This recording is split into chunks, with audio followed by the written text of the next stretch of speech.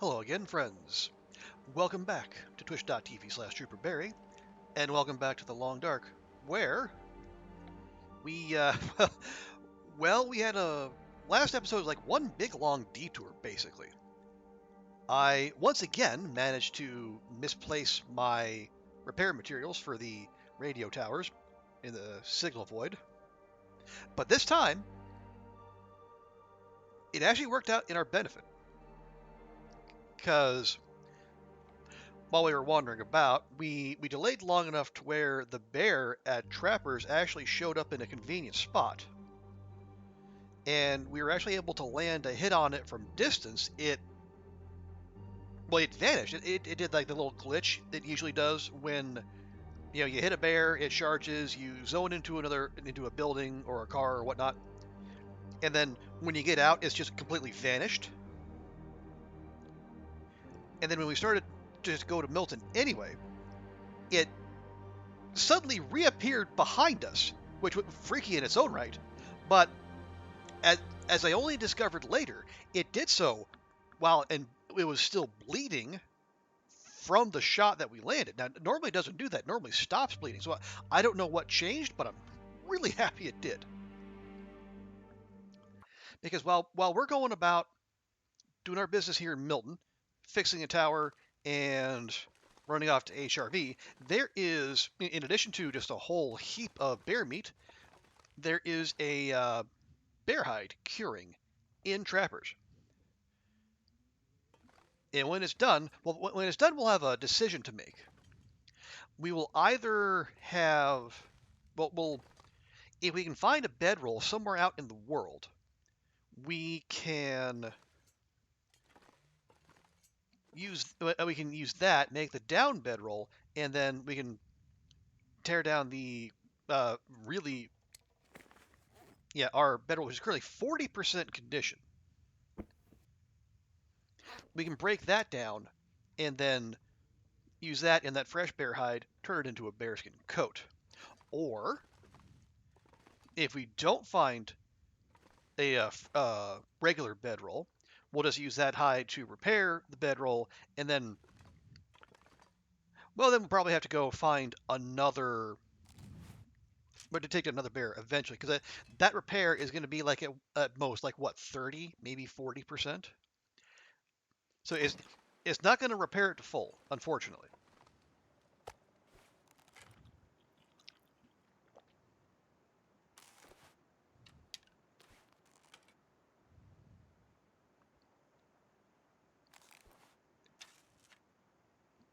Okay, it is super duper. It's very early, and it's very cold.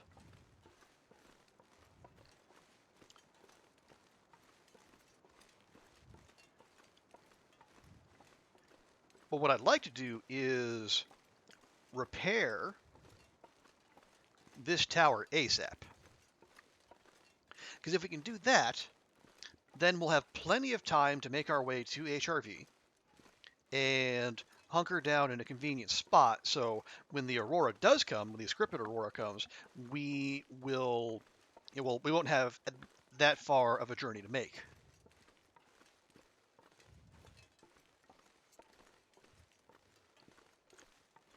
And again, much like the Bleak Inlet and Pleasant Valley bunkers, I have a general idea of where it is we're meant to go. So I won't be able to land us right on top of it, but we'll be able to get close. My memory is that it is, if we're on or near, was it the Stair Steps Lake? We should be close enough to where we shouldn't have to wander about that much before we get to our intended destination. Okay, the car battery is still there. Lovely. And left everything else in here. I'll just take all that.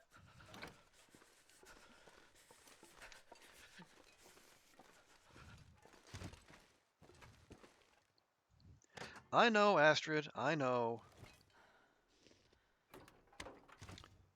Yeah, we are going to keep getting colder as we do this. But, actually, like making a fire is just not. It's a waste of resources, I think.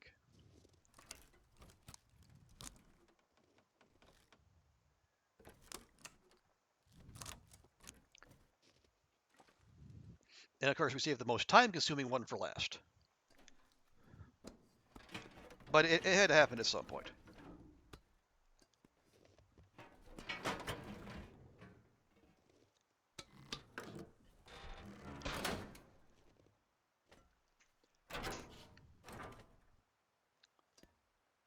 And yeah, I do note the gloves have literally come off for this.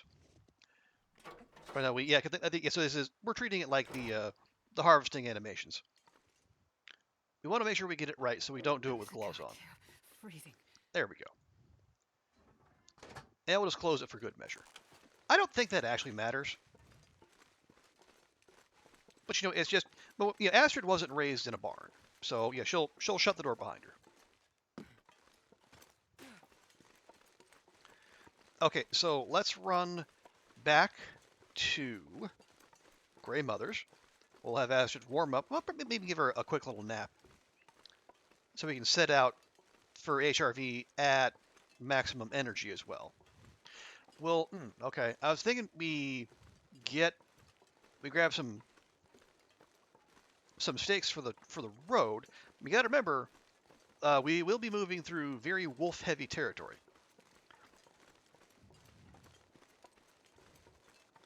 Then again, the counter to that would be it's not like we have a whole lot of non-smelly food.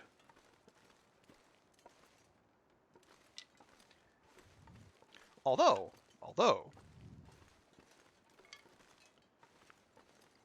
with the flour and oil and such that we got, we could whip up some some bannock or some other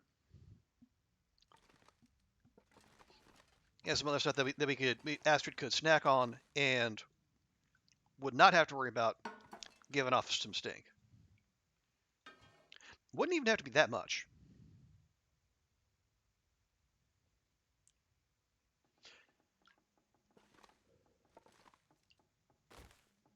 Let's see, that's a kilogram and a half, and that's a kilogram and a half. Okay, and that's lower condition, so we'll take that. We'll grab that, and that, and that. Okay, so what can we make? We can make porridge or bannock.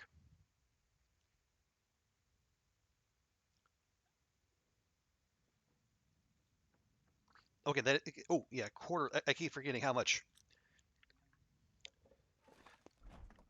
water porridge actually takes, but fortunately, we're good there. Oh yeah, there's 2% there. Yeah, we should probably go through all of that. I wonder if I can drop any of this gear.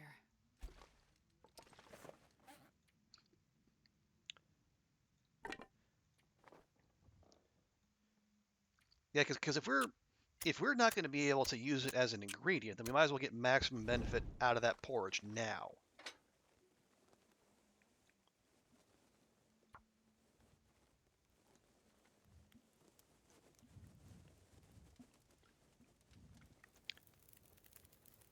There we go.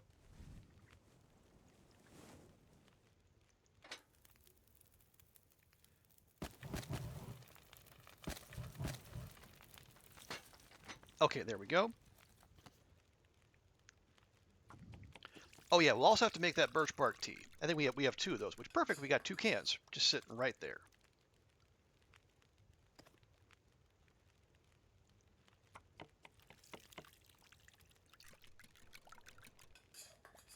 There we go.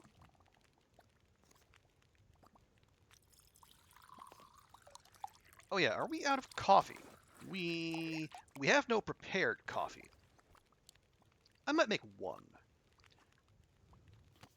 Oh yes, let's make some bannock.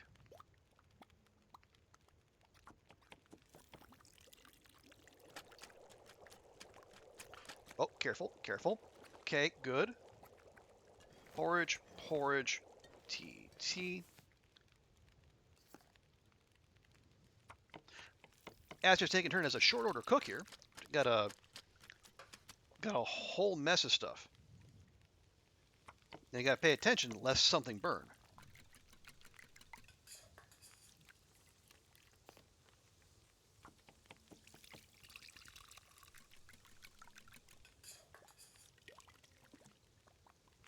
Okay, until burned. There we go. Until ready, until ready.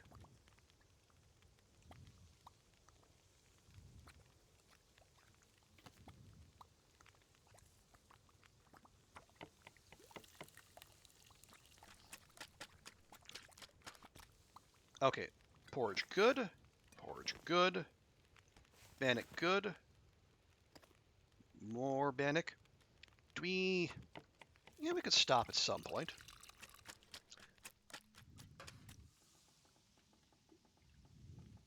Or maybe we'll stop on the bannocks, but we'll use up all these oats. Yeah, like that. Hey, Vi, good to see you. Oh, for Pete's sake. All right, well, I'm a dope.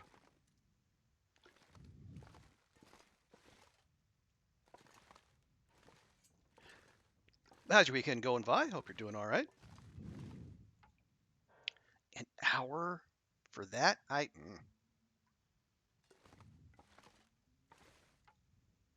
Okay, there, 49 minutes.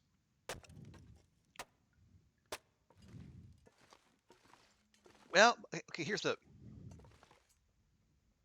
Okay, what do we have? We have 4 bowls of porridge.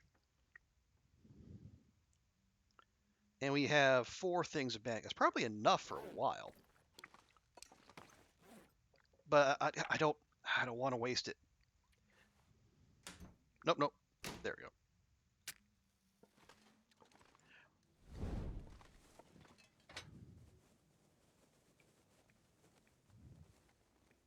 There we go. Use that stick again. Your boyfriend's coming down in a couple hours. He'll be lurking and finishing up this. Oh, great! Well, I hope you two have a fantastic time together. Come on, little fire.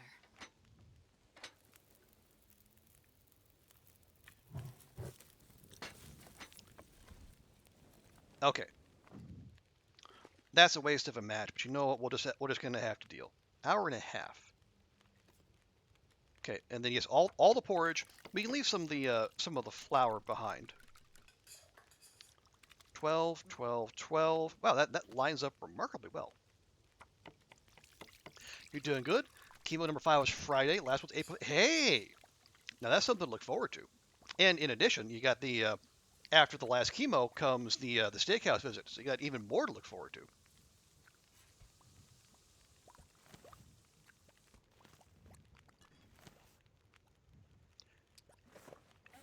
Okay, yeah. Oh, wow, 8 things of bannock. Okay, well that's probably good. Okay, yeah, two more doses of porridge, and I think we'll be good.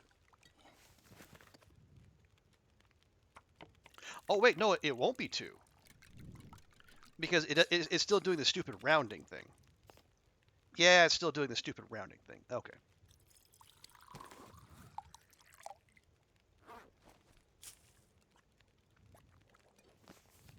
Okay, we'll take that. Those are ours.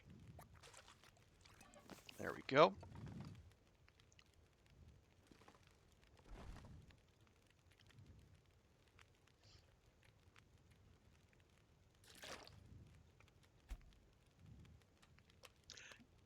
Yeah, I'm doing okay. You know, nice quiet day. Doing all the usual Sunday stuff for me. Laundry, cooking. Got the chicken cacciatore going in the slow cooker. Man, this pack is getting kind of heavy.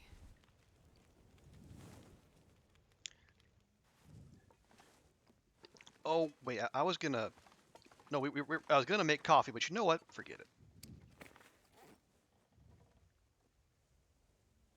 Yeah, we'll just drop that. There's no sense in carrying that around.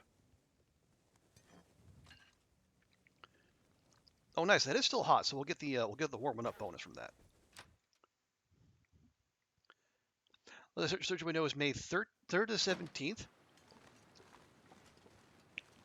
Any day except the 13th acceptable because that's your birthday. Okay, yeah, that makes a lot of sense. The lots of places you probably want to spend your birthday. Hospital getting surgery, not one of them.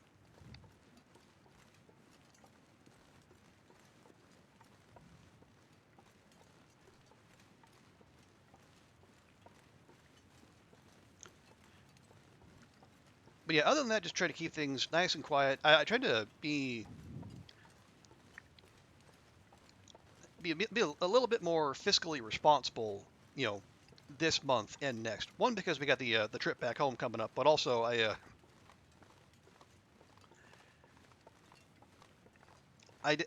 between the cost for the trip and then also just having to get a dehumidifier for this place because it was just so obscenely humid, like to the point where we had like standing water on the floor, just from the condensation.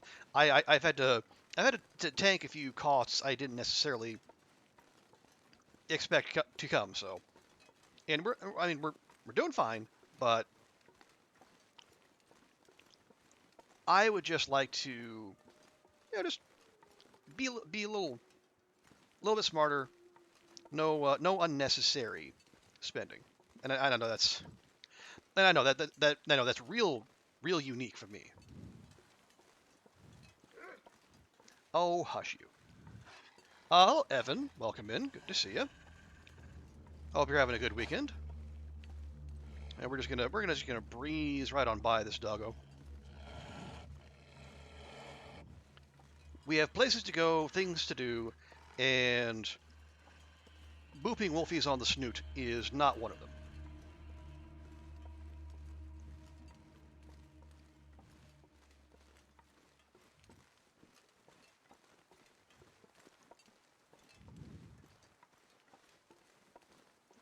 Did it? Wow, that wolf gave up remarkably quickly. Like even more so than the ones on the muskeg. There's it's starving as well. Yeah, it's no fun. But at the same time, I do also appreciate like clearing. I take it kind of almost kind of a spiteful pride in paying off my credit card in full at the end of the month, so the credit card company can't make any money off of me.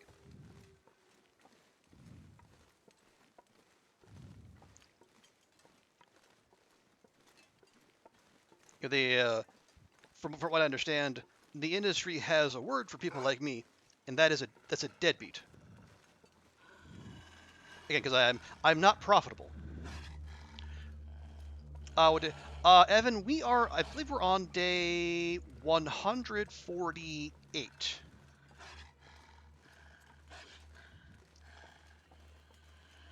We've done, we started Signal Void, and we've done the bunkers in Bleak Inlet and PV. So now we're on our way to HRV. We just fixed the tower here in Milton, and so now we're going to run off and see if we can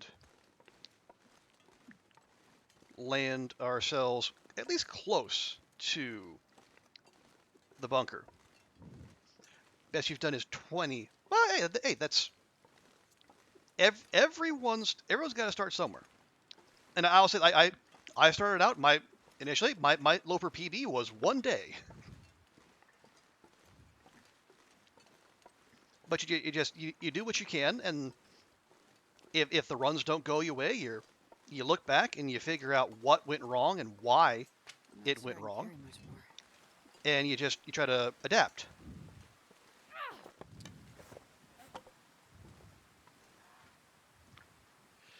Credit card people love me, so we bounce. Well, yeah, but there's a good reason. Now, yeah, yours is not like superfluous spending. Yours is spending that makes really good sense.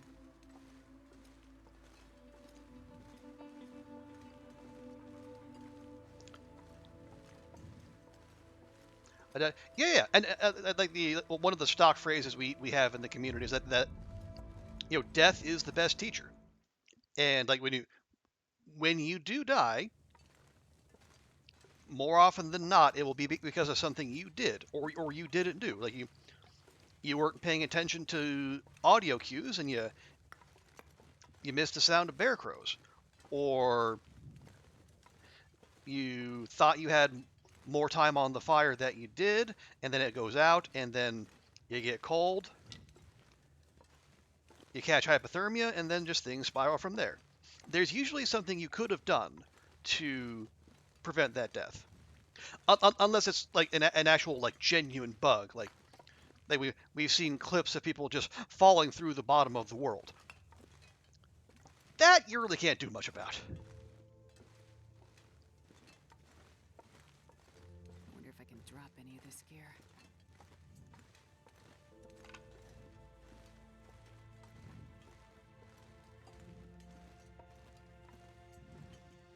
No, see, where are we? We got, okay, 6 coal, 9 sticks. Okay, we'll grab some sticks while we're out and about.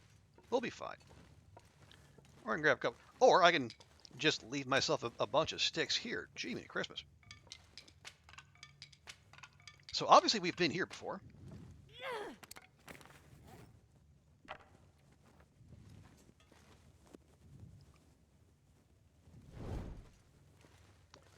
But yeah, Evan, I wouldn't, don't use me as some kind of benchmark, because again, I am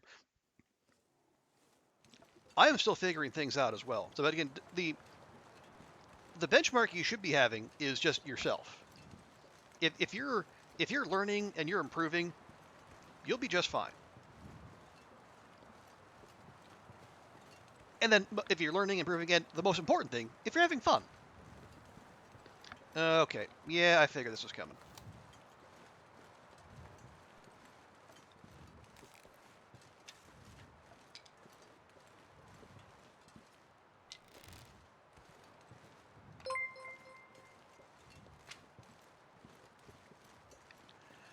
Oh, hey, TX.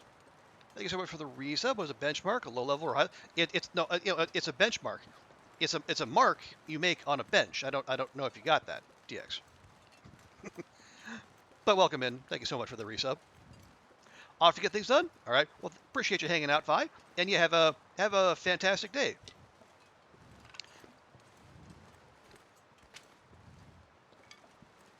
Okay, that's probably enough sticks.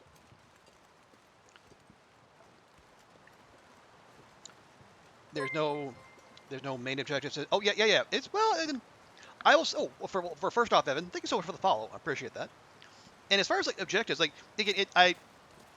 one way I like to put it is like it's a lot like life. There is no win condition, but because of that, you can set your own win condition.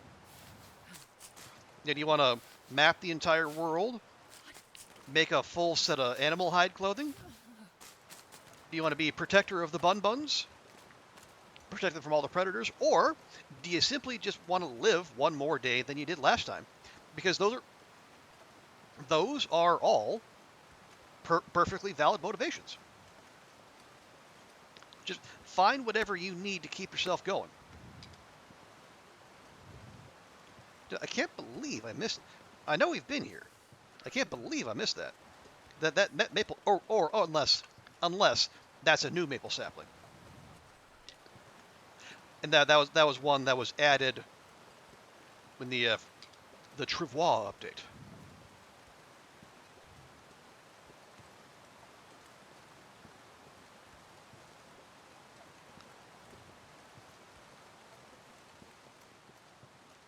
My fingers feel numb. Okay, so yeah, we're gonna have quite a while until the aurora arrives. And this is very non-aurora weather. Like, I'm going to go to my usual favorite spot here in HRV. And we're just going to hang out there for a bit.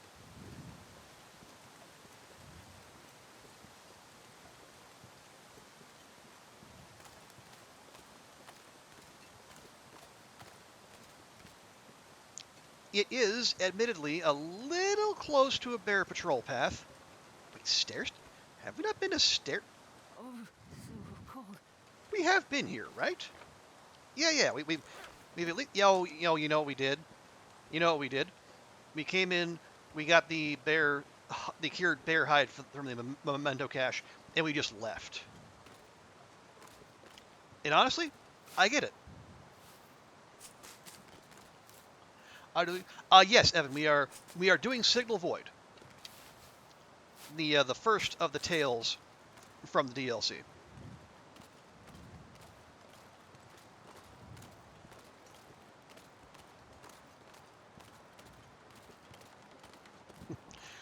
What about bears?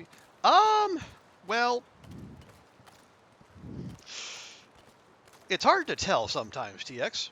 I mean, we apparently the wolves are afraid of us. It's like even the ones that lock onto us and growl and they change the soundtrack.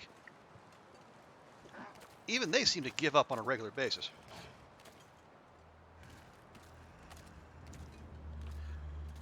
But the bears?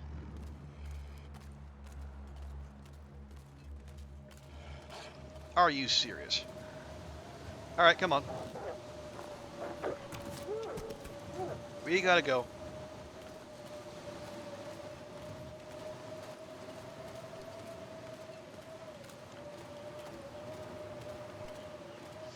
Yeah, unfortunately, we had to deal with that one. Otherwise, it would have just followed us and made our life miserable. Okay, yeah, these have to be fresh maple spawns.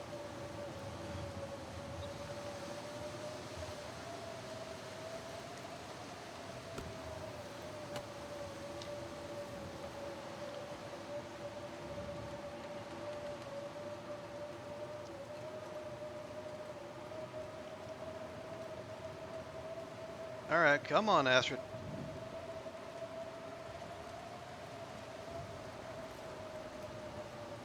There we go. That's what we're looking for.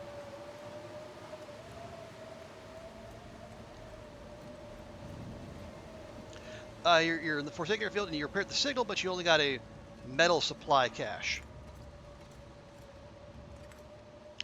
You only got a metal supply cache. Did you?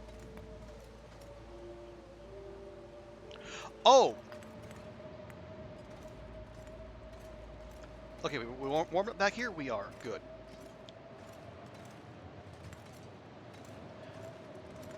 Oh, so you repaired... Oh, yeah. Well, yeah, if you repair the tower in Forsaken Airfield, that's just the start of things. Like, yeah, so if you're on PC or controller, but if you hit J, you should get this pop up. And then so yeah, so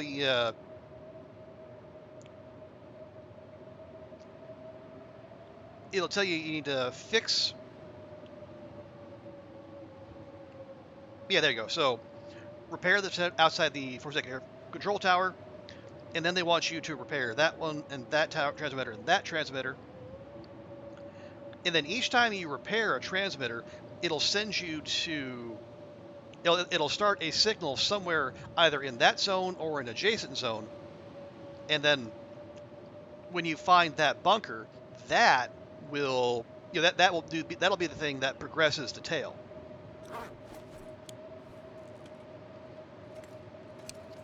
Let's do this real quick.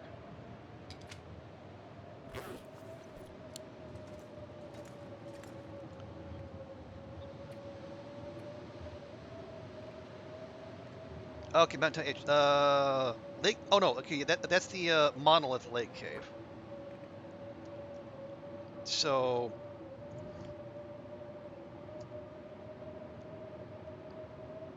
called the near side cave to Maple. There we go.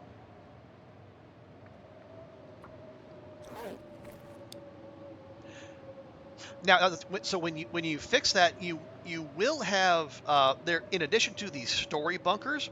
I think that's the yellow setting on your little handheld device. There will also be loot caches on the blue setting. You try to get a bunker signal in every aurora, but it isn't picking up. So you have to do all the signal towers. And oh yeah. They're not fixed across every. You have to fix them again. Excuse me, in every file.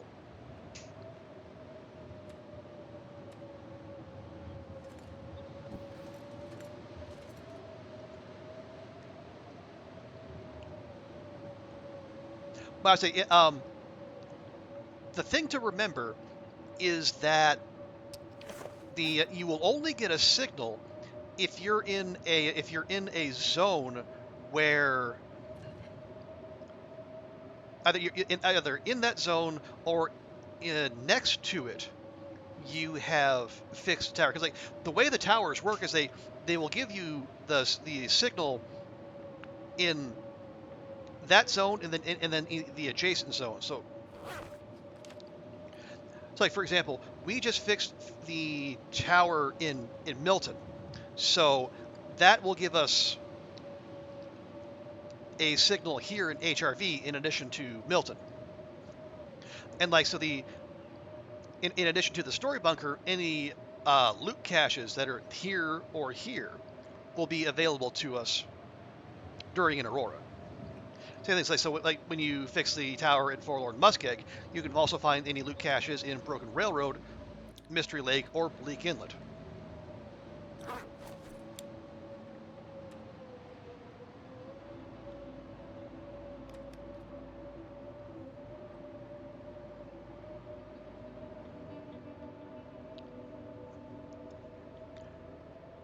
But yeah, if you haven't fixed the tower, you won't get any signal. It'll just the needle will just sit at 0 the whole time. Okay, well we know the blizzard's going to go away because we did fix the tower, and that means we're going to have a scripted aurora. There we go.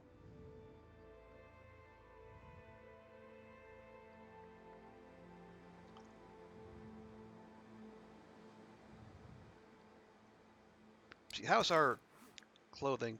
Yeah, clothing's okay.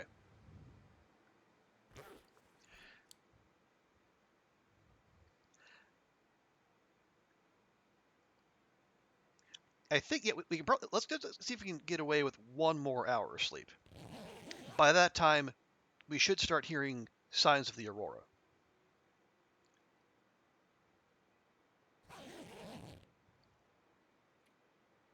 Grab that.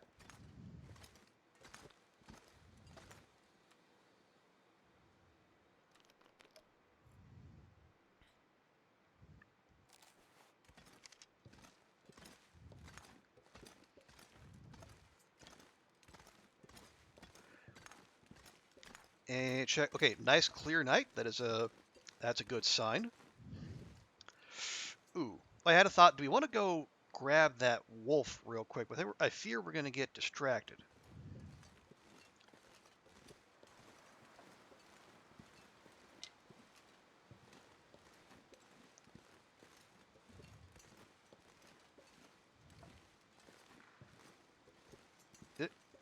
Okay, yeah, oh, yeah, I can see the colors in the sky, and I hear the crackling.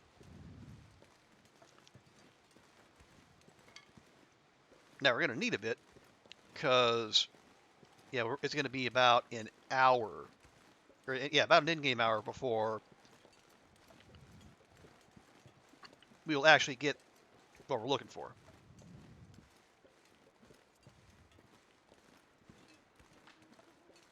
It takes it takes roughly 1 in-game hour, even while the aurora is going, for all the electronics to kick in.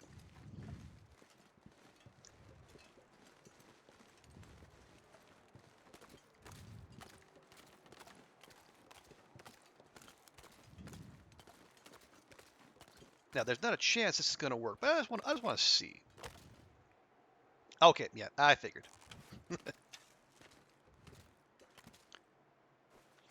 And it's entirely too windy to keep a fire going anyway.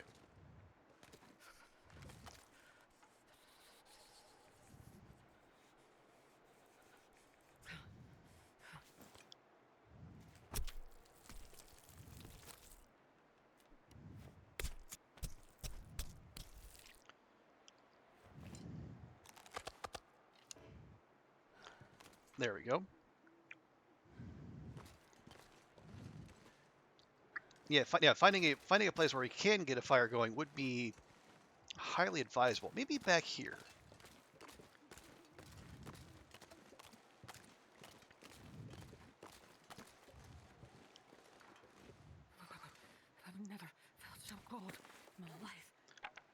what we're doing, we're listening for the telltale beep bop.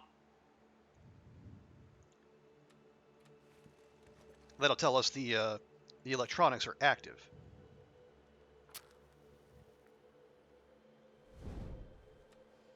Because even when you're expecting it, it will startle you.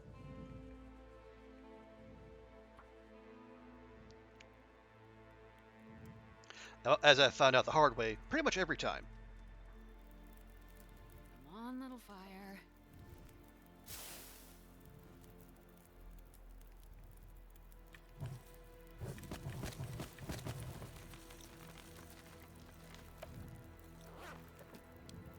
Human sacrifice, dogs and cats living together, mass hysteria. Thank you, TX. Okay, real quick, I am gonna grab that meat.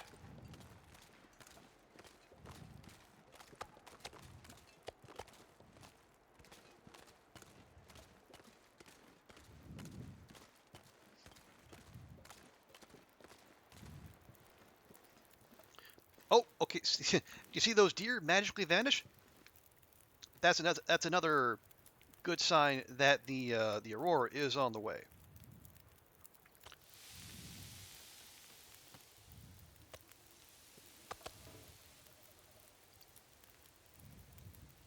And unlike the wolves and the bear, there are no aurora deer, at least as far as I know.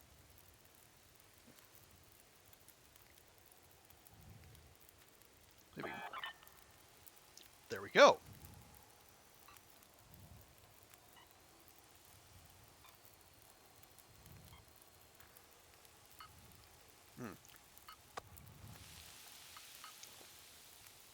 Here, just put that away. Now, I think if I remember correctly, because this is a scripted aurora, it'll stick around longer than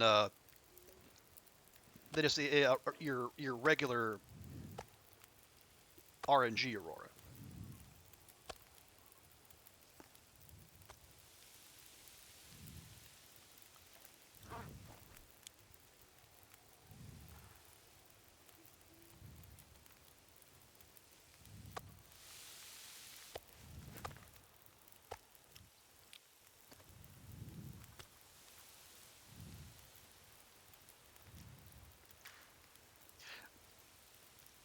Okay, there we go. It is your usual very pretty evening. But the HRV, not necessarily the... Yeah, this is not the best zone for aurora viewing, just because you got so many high elevations and rocks and such, getting in the way of all that natural glory.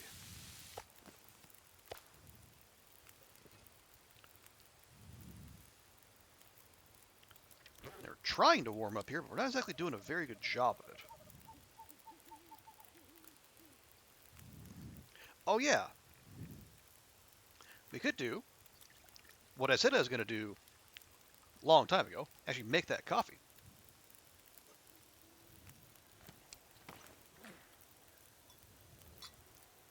And we'll drop that, keep that nice and warm.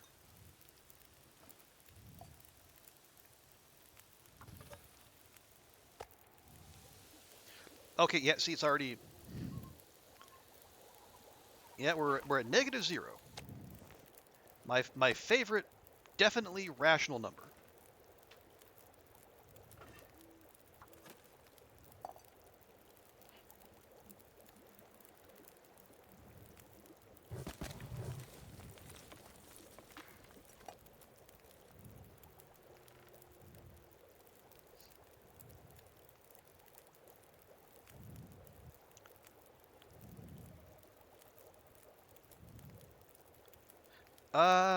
More coffee? Nah, no, I don't think so.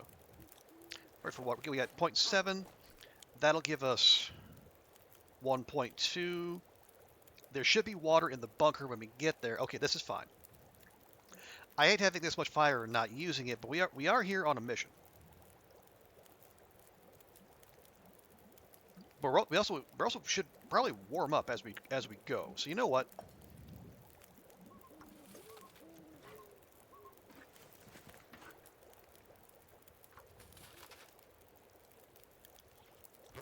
Here up to +6. It's better than we were doing previously.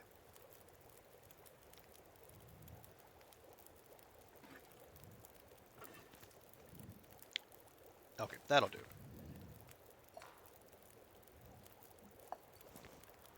Oh, and there we go.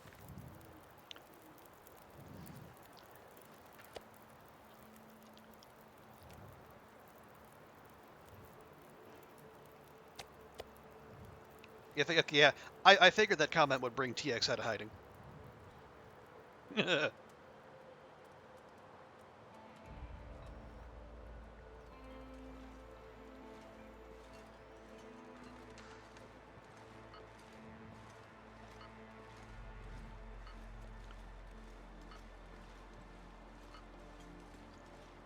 Yeah, we've had that discussion before. We'll agree to disagree. Right now we have very important loot to find.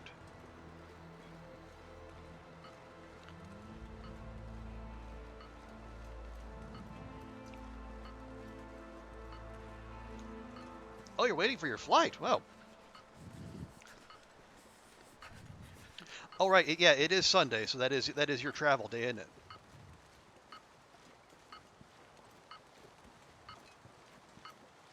Is that a birch? That is indeed a birch.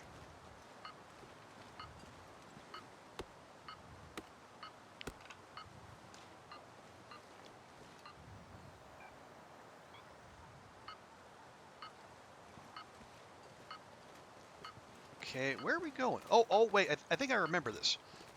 I think we have to go around this side.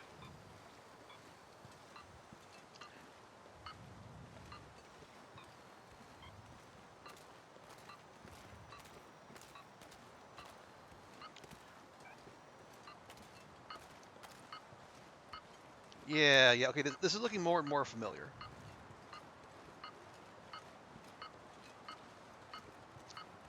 And that is a very conspicuous mound of snow there.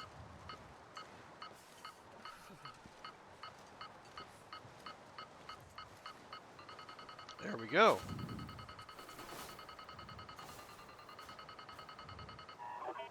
And in we go.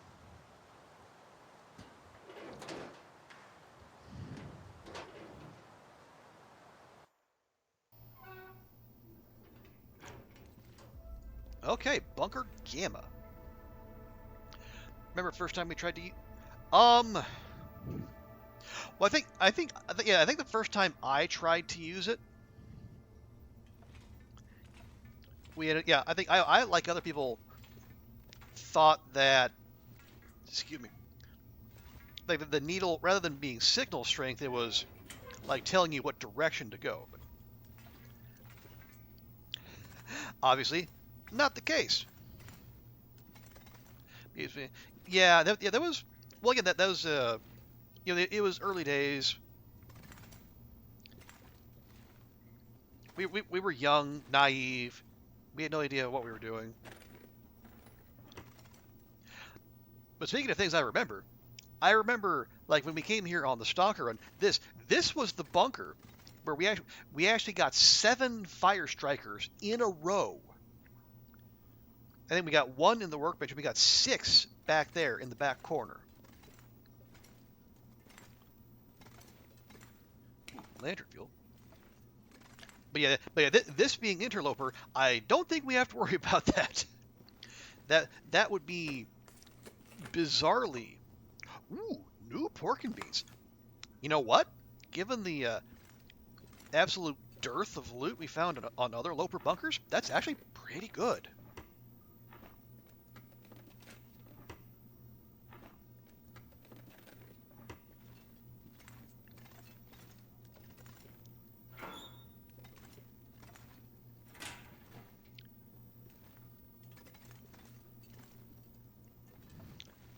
Okay. Next interview transcript. Let's go. Session 14, Project Medical Officer interviewing Patient 7. Return to the first instance. What did you see?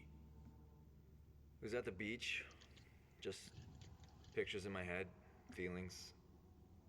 one of those beaches where the sand goes way down to the water, no drop off. I remember a gray day and dark water, no wind, no waves. I was alone, looking around a lot. I didn't understand what was happening. What do you think when you're that little? Always wondered why it was that day, that trip, that stuck with me. Focus on the ending. The final frame. They lost me.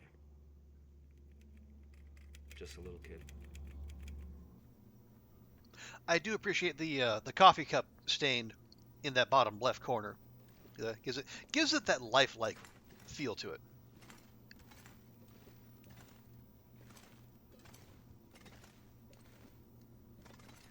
Okay, yeah, well, yeah, we found one can of corn in each of the two previous ones. It never fails to surprise me how completely without the intelligence you are.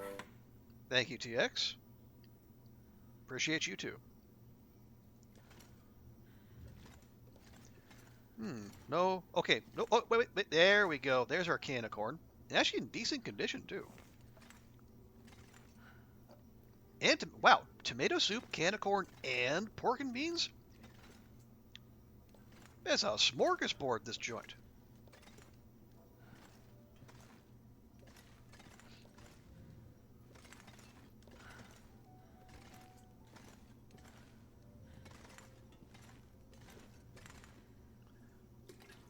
Okay, potable water, good. Yeah, the water down here isn't always potable, so that helps. Because there's really not anywhere we can start a fire in here, I don't think. Yeah, they don't always. I'll take it. Wow, a new toque. Okay, this is unusually loot laden.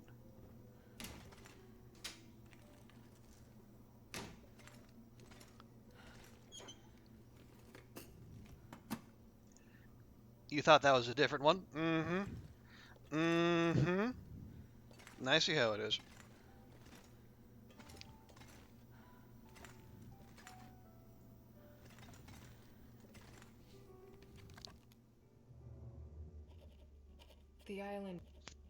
The island hasn't been making our lives any easier. Hauling loads from the coast to the inland bases has been slow and costly. And people are starting to notice our operation around the airfield and mine. It's getting harder to stay under the radar. But the character of the locals, both here and far inland, seems in our favor. There aren't any helping hands. Outsiders get ignored and then forgotten. And we play the part.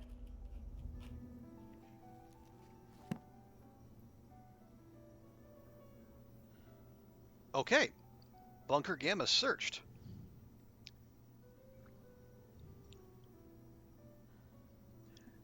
Okay, okay, we did that.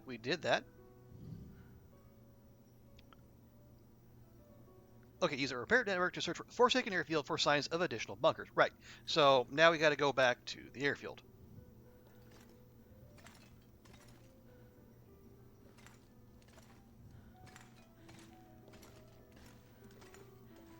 All right. I will real quick give this place a once over with the lantern going, just to make sure we don't miss. But there's probably not any loot to miss, but if there is, it's best we actually make the effort. Although, again, as I said, compared to the first two, where we got like a can of corn, a little water, maybe some cloth, this place has been, positively stacked. Now we don't need the scrap metal.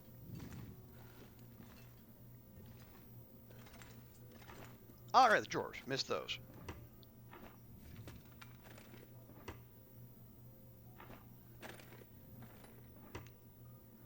Okay, that's totally fine.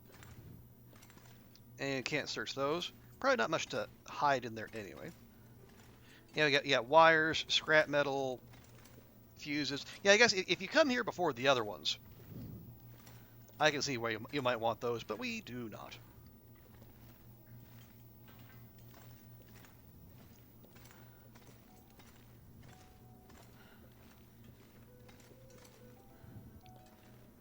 Okay. And I do see that hydrate there, TX. We'll make good on that here in just a moment.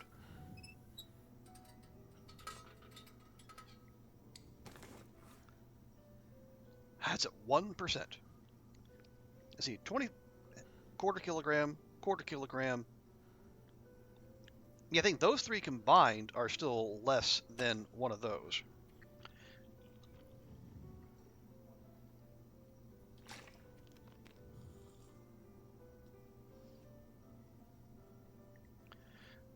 Okay. Oh, right. We should drop that birch sapling. And we can, yeah, we can honestly do without some of those torches. Hey, Andrea, good to see you. Welcome in. How's your weekend going? I do. Oh, yeah. Yeah, Andrea, my pleasure. I know I saw on the Discord, and then I thought, you know what? Why should Andrea miss out on the seeing jokers in her sleep like the rest of us? But yeah, enjoy. I hope you have as much fun with that as you do Slay the Spire, because it is remarkably addicting.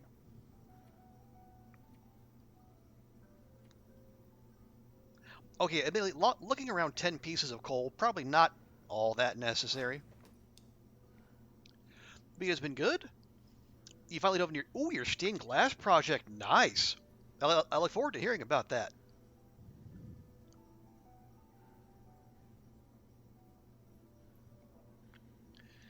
Your lucker thing. Yeah, I mean it's yeah, Bellator is an absolute banger, and it seems to have wide appeal, and like for a game like that to have like 97% positive reviews on Steam, that really tells you something. Yeah, there's a steep learning curve, but you're sharp. You'll get it. Oh, Dawn, thank you so much for the raid. Welcome in, Dawn. Damsel, hello. Welcome in, friends. How was Coral Island, Dawn? Have you get your head around the game again? I know you were away from it for a while. Let me give Dawn a good and proper welcome here, for this is a good and proper stream. I'm also repellent, it's fine. Can you get in though, or do you have to go in a window? You have to go in a window. Oh, gosh. Okay, let's choose a different one from the one they're doing.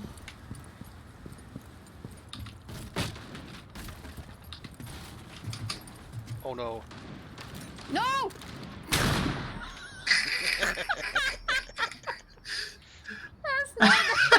You with grenades, man, for fuck's sake. Not the intended effect, I don't think. It was relaxing. You remembered all the things. Oh, good. I'm glad.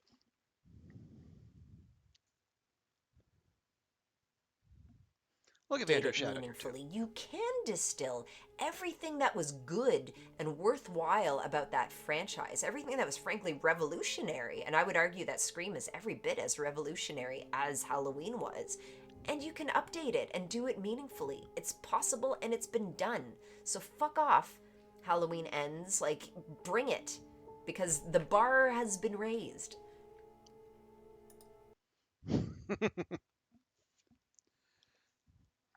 Oh, hey, Long Hauler, good to see you as well.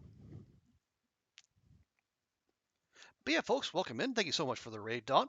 Yeah, anyone who's here and you don't already follow Dawn, please do fix that. She is a fantastic variety streamer, one of my favorite people and places to hang out here on the Twitch. And then for those of you who came in with the raid and you don't know me, first of all, hi. I am Trooper Barry. I call myself a long dark / variety streamer. On this channel, we play about 50% the long dark, this post-apocalyptic Canadian survival game that is peak survival as far as I'm concerned. And then 50% other various and sundry games, often indie titles, although we did just finish up a run of Elden Ring. Yeah, that little-known indie title known as Elden Ring. You're gonna go make food? Yes, please. Please do, Dawn. You do the post-stream streamer care. caffeinate, medicate, snackinate, whatever you need to do. And okay, and to you as well, Will. I don't know how much Irish heritage you're packing there, but I salute you all the same. Okay, yeah. So right now, we are in the midst of doing basically like what the Hinterland games did. They basically took an open their normally the open world is just you survive until you don't. But recently, I say recently, in December 2022, they added a DLC that basically added a kind of a side quests within the sandbox mode. And so we are currently going through and finding a series of hidden bunkers throughout the world and trying to unlock the story within. We found them in some very far-flung corners of the world, and so now, well, we're not going to go out right now because there's an aurora happening, and an aurora means supercharged predators, and I'm not a fan of those. So I'm going to let Astrid here have a nice sleep, and then on the morrow, we're going to head out. You're just watching Spiff's Elden Ring. Oh, does Spiff have a new Elden Ring video? I'll have to give that a look. You see the wife has it all? Okay, well, that's fair. Excuse me. Okay, so let me just... Yeah, the downside of giving Astrid a midday nap is that it's currently past midnight and she's still wide awake. But not a whole lot we can do there.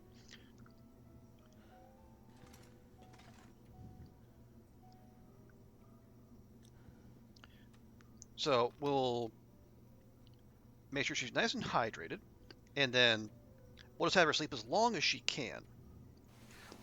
We're not going to get 6 hours out of that, but just whatever fills up the meter, that'll be fine. Okay, and then the aurora that was powering everything is now gone, so we're going to have to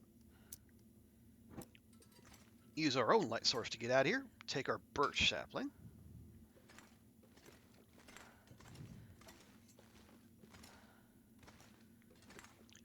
Now, I find myself of two minds. We could just power on and then go finish the tail, our little side quest here. But the other thing I would like to do is, thanks to somehow losing a 95% roll, I failed to fix our bedroll, and it's now 39% condition, and if it's 0% condition, it's unusable. So, I could go into the ice caves and see if I can find the guaranteed bedroll in there, or I can just, well, we can just go back to Mystery Lake and then wait for the bear hide we have curing at Trappers, and then we can just fix what we have. Any good loot? In Loper, Long Hauler, if you get like more than a can of food and a piece of cloth, count yourself lucky.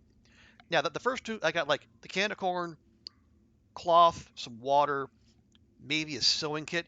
This one was unusually good. We got tomato soup, pork and beans, the can of corn, and a fresh toque.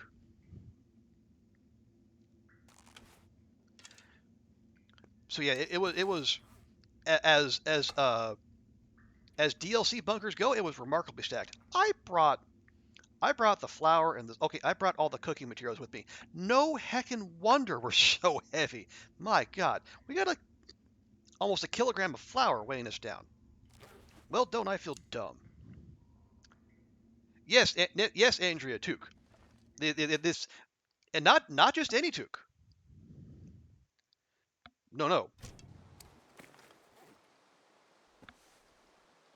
It is a loud and proud Canadian toque.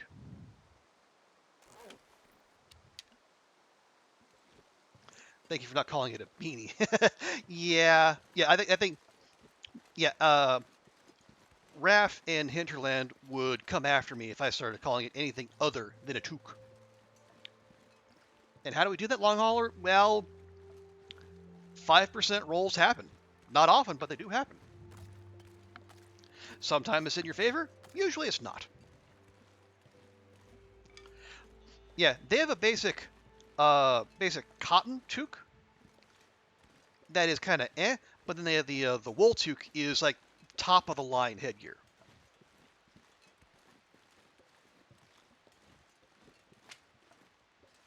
Why isn't there putain? Well, we're close. You know, we have potatoes and we have cooking oil in which to fry it. We have salt, and then we have the broth with which to make gravy. The only thing we're lacking is a source of cheese curds. Unless and until we can milk the moose or Barely walk with this much gear. or the deer, we're probably out of luck. You say 5% rolls happen about one out of every 20 times. Huge if true, TX. Huge if true.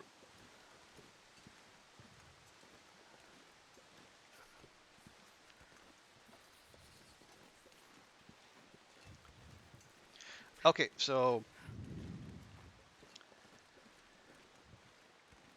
yeah, right now, what I want to do, I just want to find our way back to our little hidey hole cave.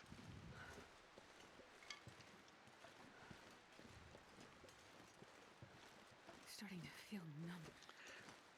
Now we were out wandering about last night in the Aurora.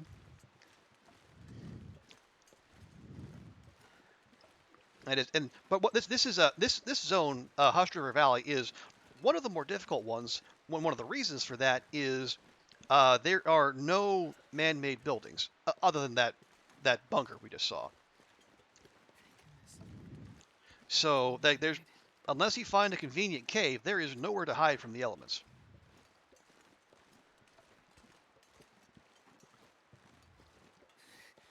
It's so cold. Astrid, you keep talking.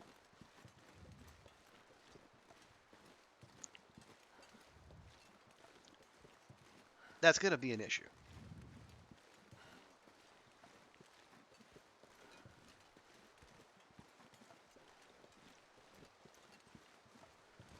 Okay, so yeah, if I can find the river, or okay, we got.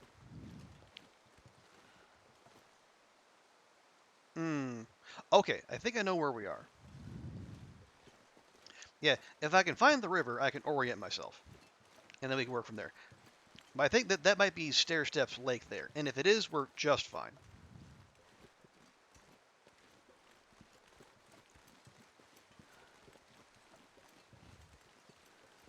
Yes, hello, Bun Buns. Don't mind me, we're just passing through. Okay.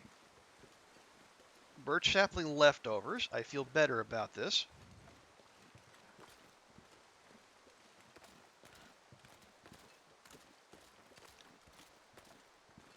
Now, we do need to be careful because in the region we want to go to, there is also a bear that likes to wander around. And we still have one piece of, yeah, we still have a wolf steak on us. And any meat we're carrying around will give off a stink and attract the local predators. Now, it's just one, so it won't be too egregious, but we're going to want to be careful.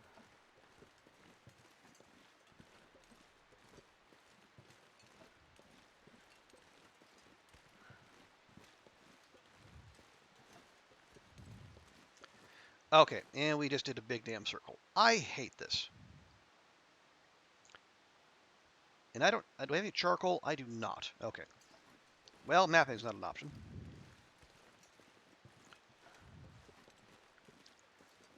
Okay, plan B.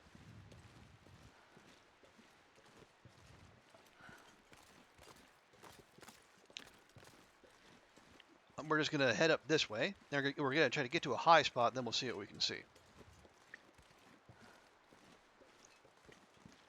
Because where we are, as long as we're moving uphill, we're going to be moving toward the we're going to exit the zone.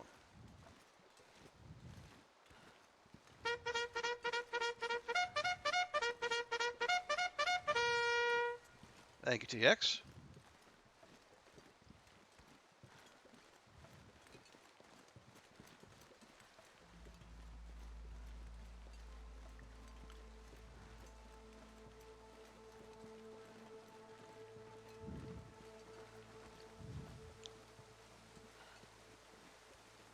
Okay, is that?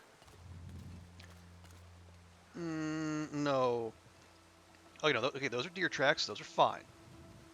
I thought that might have been a bear cave over there for a bit, but no, it's just some changes in the wall coloring.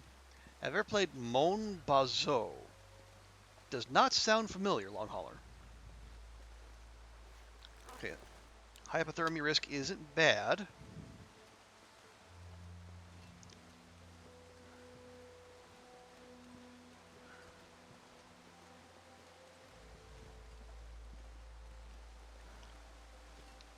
Time to board? Okay, safe travels, TX.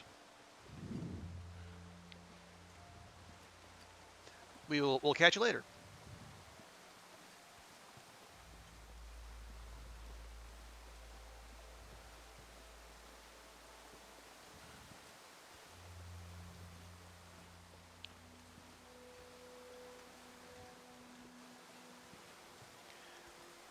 Okay, okay, feels for...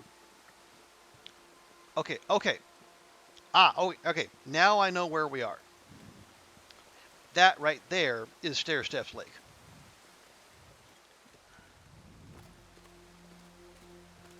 Right, and that incline there, that is the way out of the zone.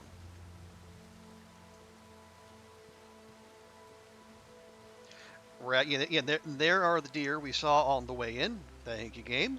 And there's a little family of burdock.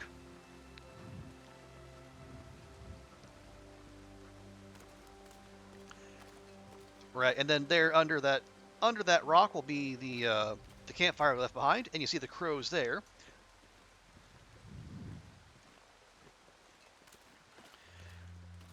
Yeah, those crows are circling over the remnants of the wolf on which we dined last night, and we still have a little bit of leftovers. So it took longer than I would have preferred, but we are in fact where we wanted to get to.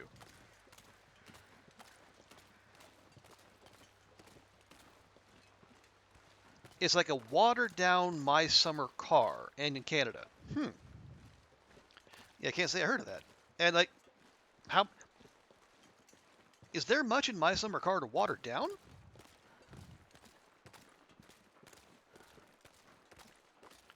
No, I don't. Maybe I've missed the good bits.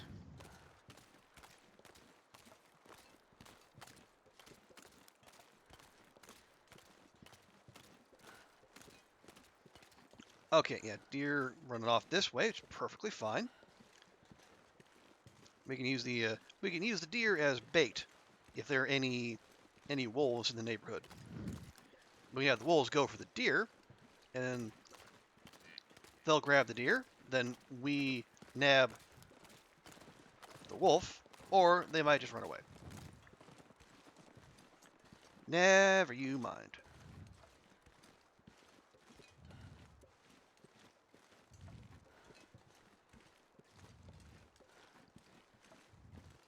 Ah, and there is the bear we were concerned about.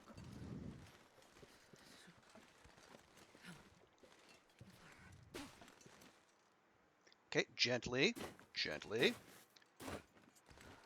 There you go. Well done, Astrid. Okay, yeah, we got to go. There's a blizzard coming in. Again. 2 blizzards in 2 days. I mean, I shouldn't be surprised.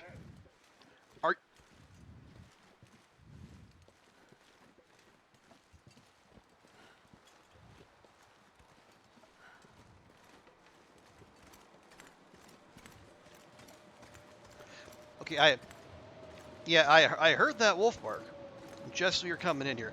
But it was probably locking on to that deer.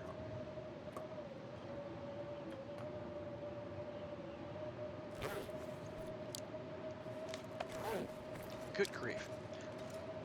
Yeah, we're in the back of the cave and it feels like 3 degrees. That is brutal.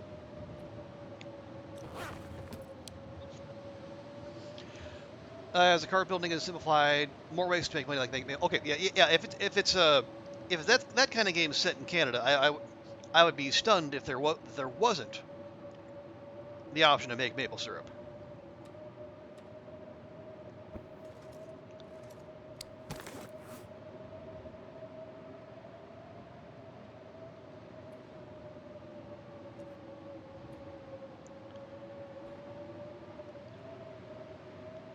Okay.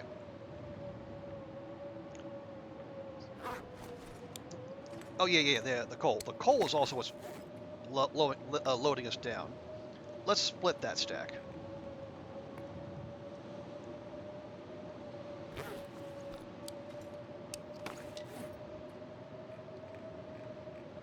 Then we'll split that stack too. Okay, that's less bad.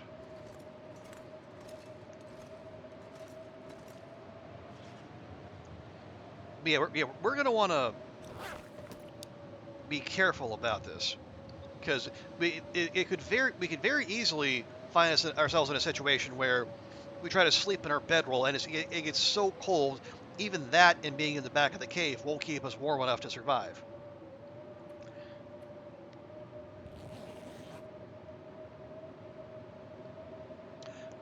So we'll just try to be very cautious about this. Okay, didn't die. That's good.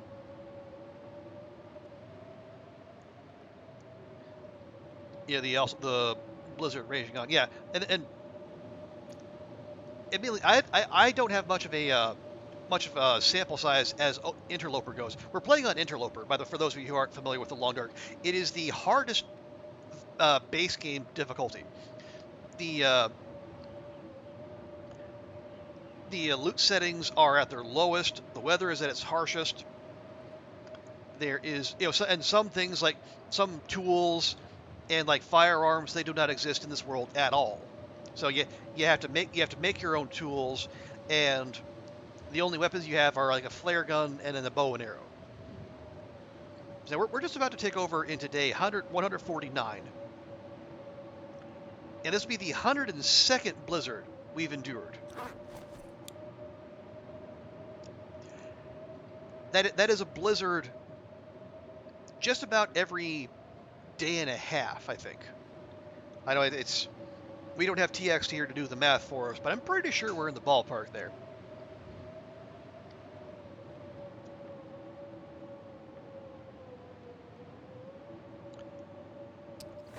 Okay, but yeah, as long as that blizzard's going, we're pretty well stuck here. Although I should have and did not.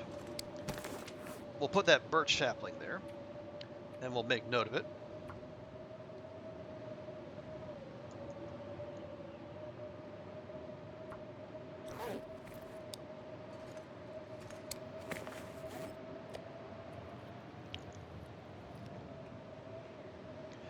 There we go. We'll go ahead and eat that. Lighten our load somewhat. Actually, let's go ahead and drop that tomato soup too.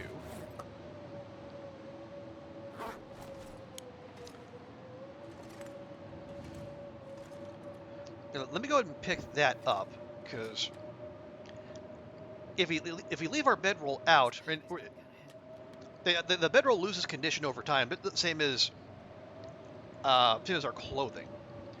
But if we use it, it loses more condition. So we want to manage that as much as possible.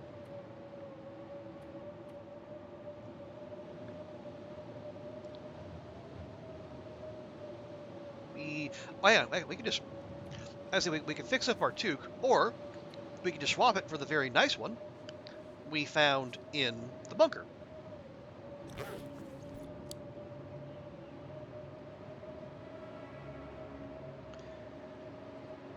Okay, well,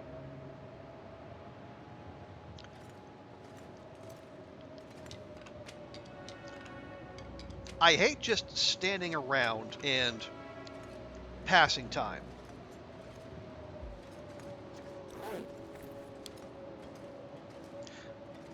Okay, here. So we're, yeah, there it feels like negative 21. Cold, cold, cold, warm.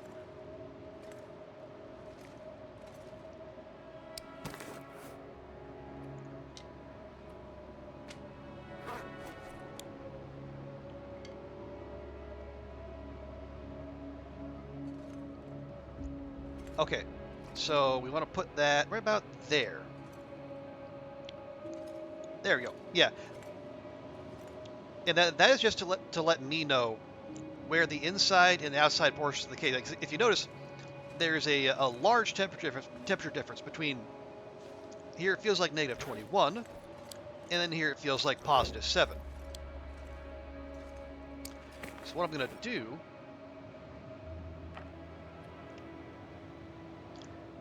I'm going to start a fire.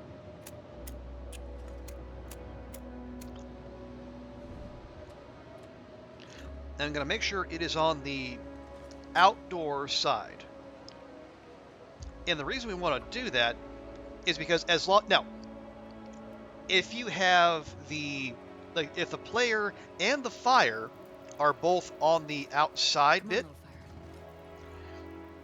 the fire will actually last longer than advertised. I will put 1 piece of coal there.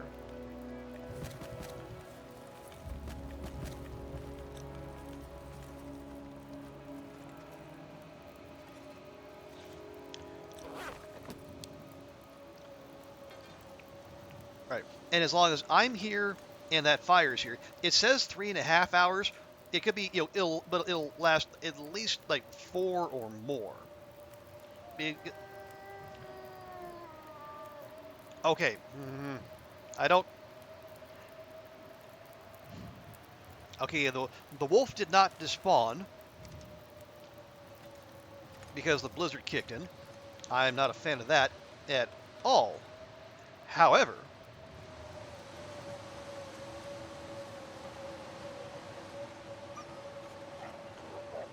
oh, come on.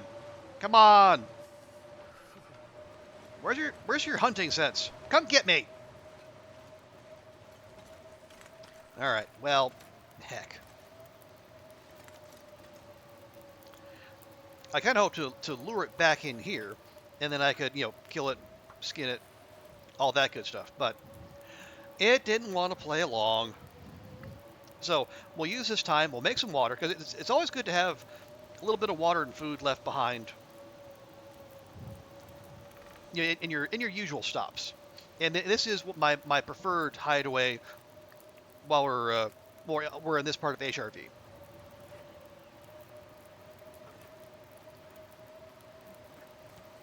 I'm not sure I can carry much more. Can we cook anything? Not really.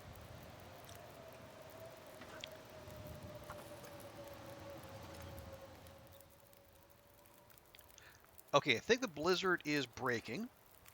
We'll go ahead and finish these. Okay, yeah, that's more like it.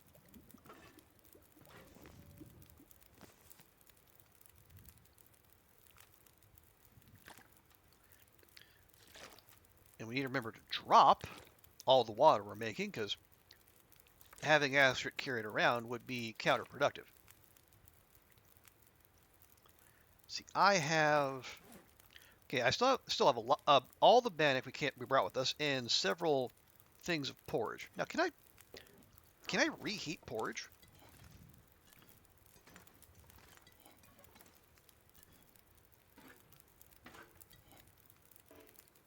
I cannot. Well, bother.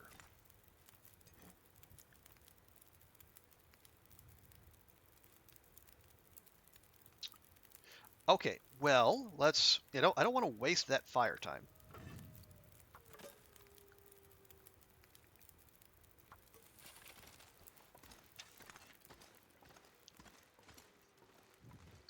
I did say that I wanted to, get moving when we were done here, but oh, have you decided to come back after all? Lovely. Yeah, we We don't have to rush back, especially since we still have that bear hide curing. Come on now. Ooh, okay, that was not a good shot. They put another one in his kidneys. And you see, it did that little side to side thing. This was a bad place to have that confrontation. Ideally, we want it to be as flat as possible, but we got away with it. So real quick, I'm just going to grab as much of this meat as we can. We'll get cold doing it, but that's fine. We got a nice fire roaring in the cave. I wonder if I can drop any of this gear. Sheesh! Look at that! Look at that gorgeous day. That's Magdalene's fire kind of weather.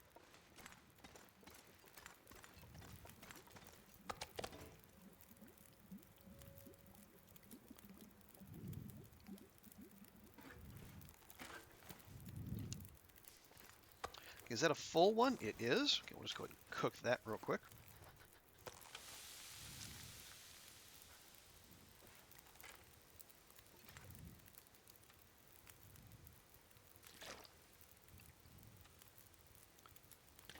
There we go. Okay, that's a smaller one.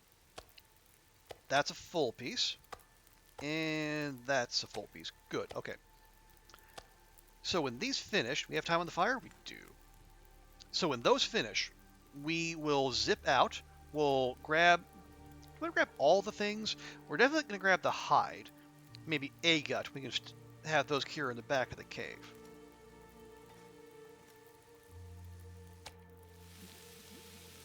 There we go.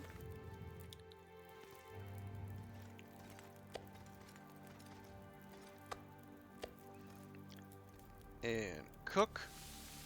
And cook. Good. Okay.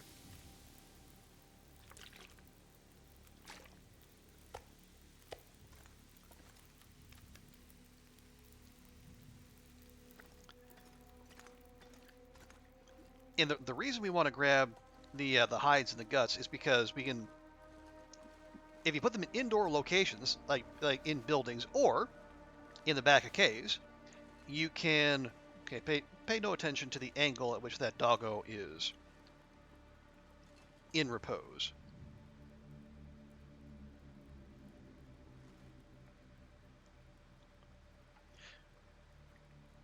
Yeah, once they cure, we can use them to either make or repair animal hide clothing.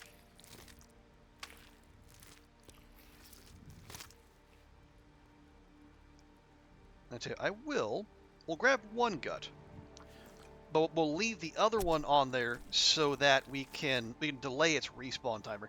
If you completely harvest an animal, it will vanish, or it'll despawn basically, and then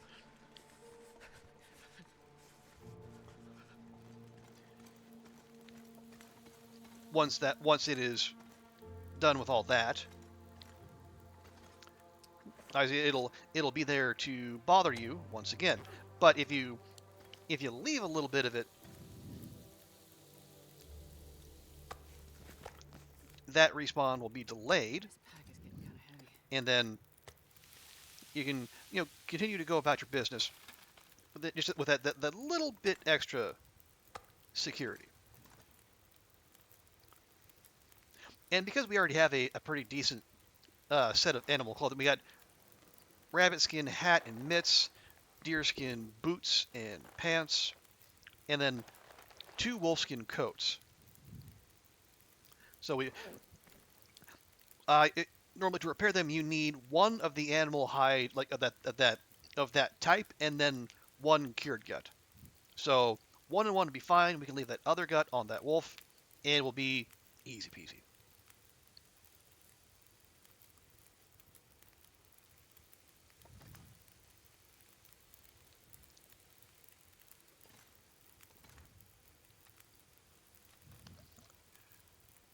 All right, let me check our journal real quick. Because one thing I need to get better about is, okay, yeah, we put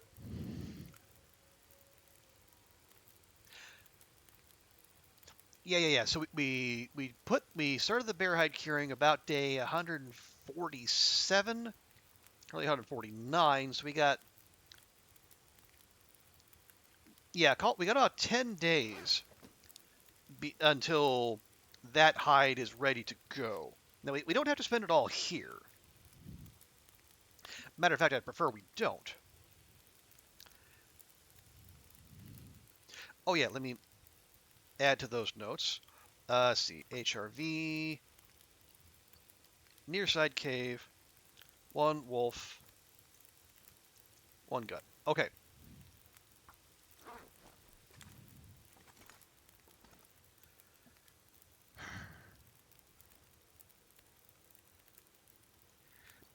Alrighty. Oh yeah, Andrea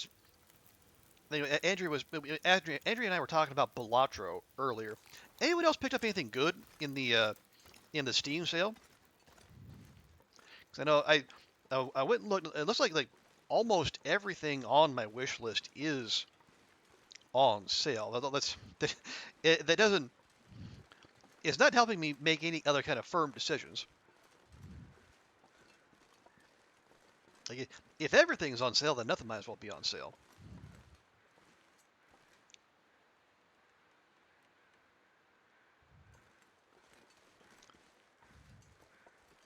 I did see. What was the name? Crosscode. Crosscode is like an RPG that comes very highly recommended from people whose opinions on video games I trust and respect. So it's available for like less than $10. So I might have to give that a look. Oxenfree 2 is like 70% off. Oh. Have you played that one? I can't remember. It sounds familiar. No, we'll leave the cattails for when we actually need them. For now, we're okay on food.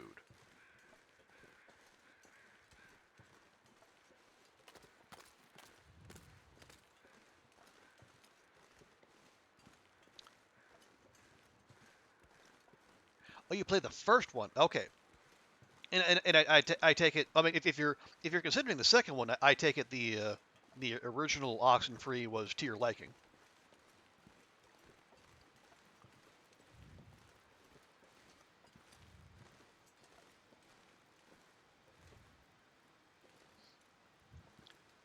Hey, Vi, welcome back. You haven't missed a. We hit the bunker, and then we got a blizzard, and that was about the extent of what you missed. Oh, geez. I think I can use this. Nothing to harvest. Okay, so that wolf wasn't going for a deer. It was going to town on the local rabbit population. Well, boo. Got most everything done. Coffee brewing. Nice. Gotta switch the laundry when it's time.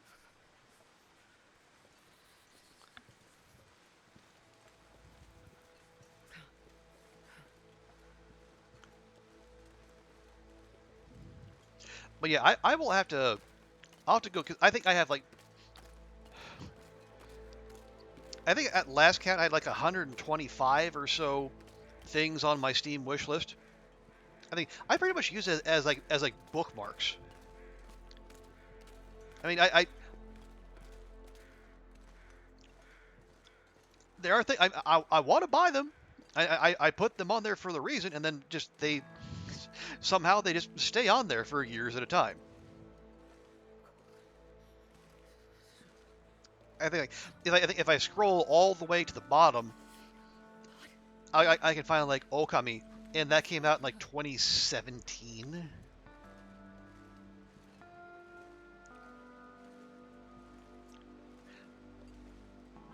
And it could be a thing, like it could very much be like a out of sight, out of mind thing, where if I don't like actually grab the thing off my wish list within a certain amount of time, it's just gonna sit there in perpetuity.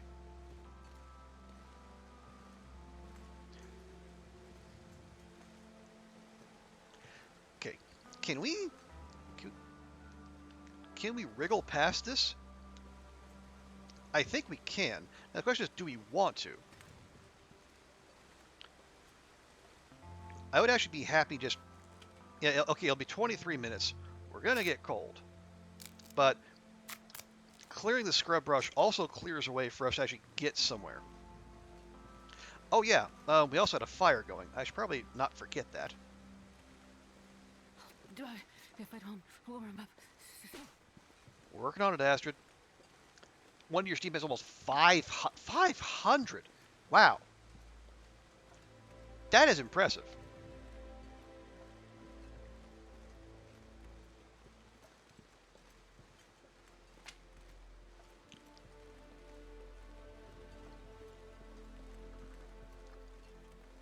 You know, I know people who are complaining they have like, 40, 50, maybe even 100, but that is a, oh geez, 2 minutes until burn. Wow. Got away with that one.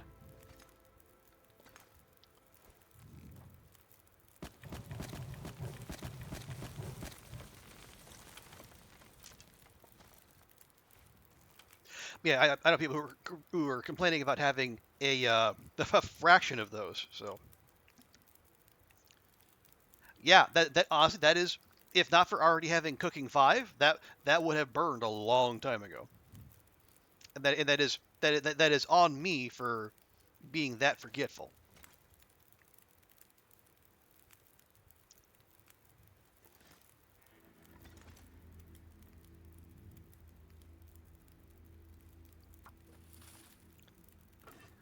Okay, well, I will... If we can find, like, one more, like, another wolf or a deer or something, we can nab that, I think we'll be good. And then we might be able to go explore the ice cave and then find that bedroll so we can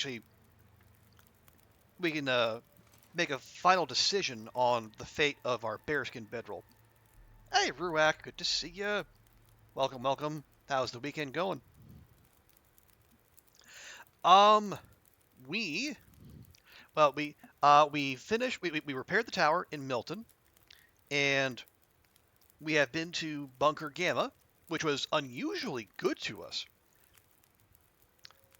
We got we got tomato soup, pork and beans, the can of corn, and a 96% condition toque. Which, if you know the level of bunker loot on Loper, that is a treasure trove. So then we came back here, and unsurprisingly, got hit by a blizzard. So we've set up camp in here.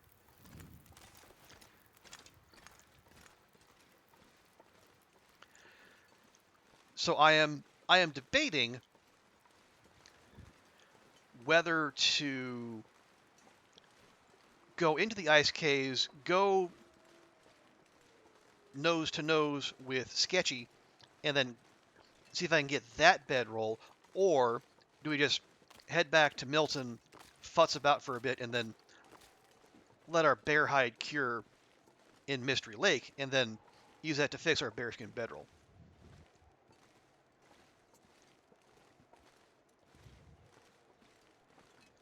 Because yesterday, a bear glitch actually worked in our favor.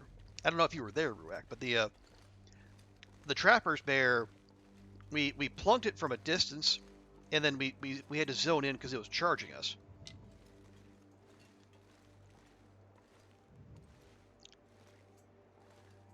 And then it did the thing where it vanishes. But then, so we started walking toward the transition cave, and then it respawned, like, silently behind us, which was unnerving, to say the least. But I think in the first time that I can recall, it actually continued the bleed from the arrow shot we landed previously.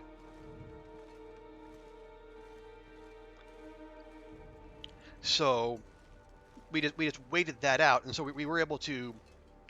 It bled out eventually, and the remains of it are now either inside or just outside trappers. And so we can actually make or fix our bearskin bedroll, or if we can get a regular bedroll, turn that into another hide for a bear coat.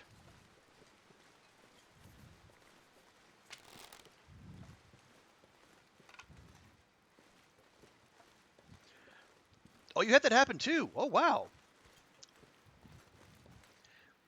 You shot a bear in coastal. Aurora happened. Couldn't find him. Oh, really?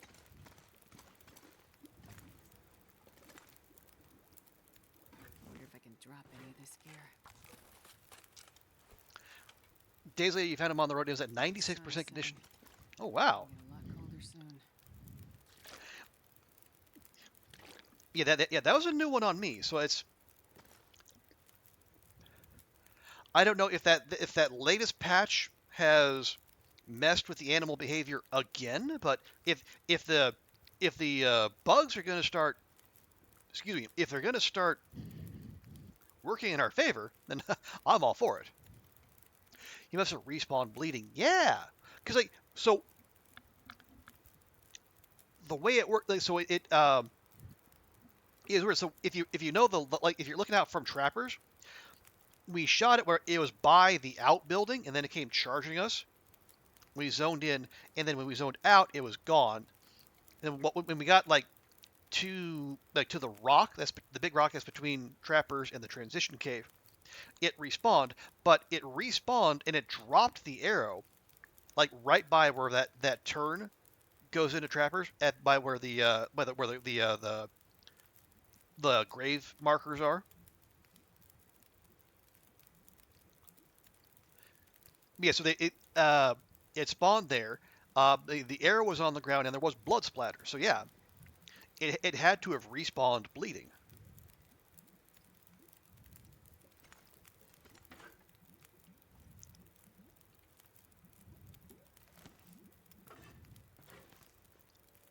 Man, this pack is getting kind of heavy.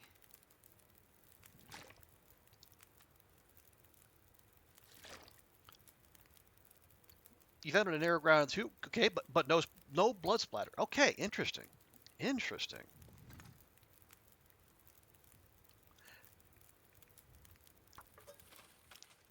Okay, let me.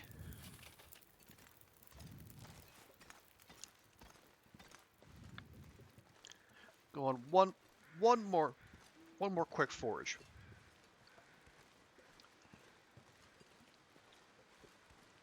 But the blood disappears quickly, and you spend in-game hours looking for the bear. Yeah.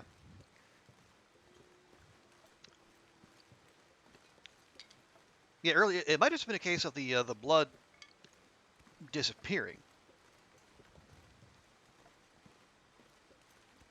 Yeah, I think because I think I only had Astrid hide in trappers for like a few minutes, so there wasn't necessarily time for for the blood to disappear.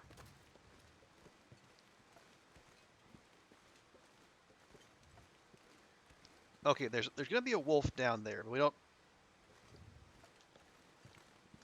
Rather not wander off too far, especially with night just about to fall. Oh, stop! You're fine.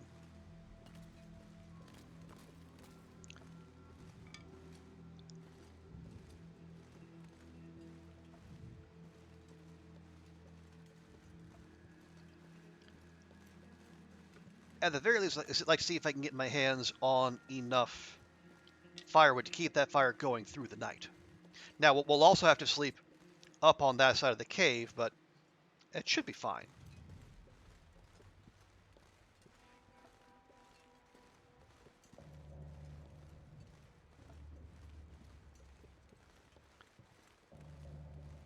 Okay, well, that's a branch.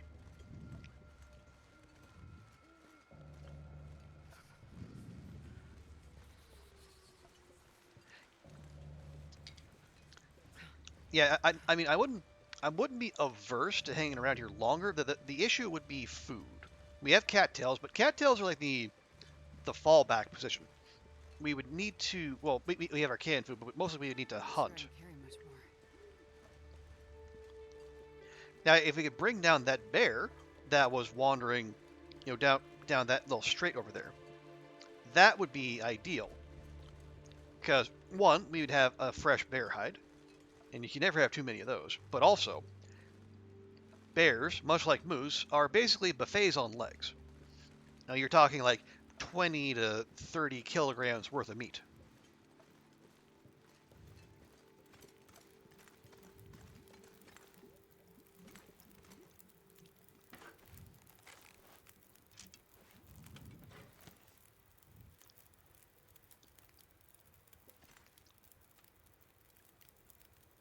Okay, well, yeah, I got our little marker here. So if we were to put our bedroll down about here, that should be fine. Yeah, it's down to 39%, Ruac. So if we're gonna turn it into a bear, we fix it with this curing bear hide, or we find ourselves a regular bedroll, turn it into a down bedroll because we got plenty, and then break this down, and then use that hide and the hide from trappers and make a bearskin coat.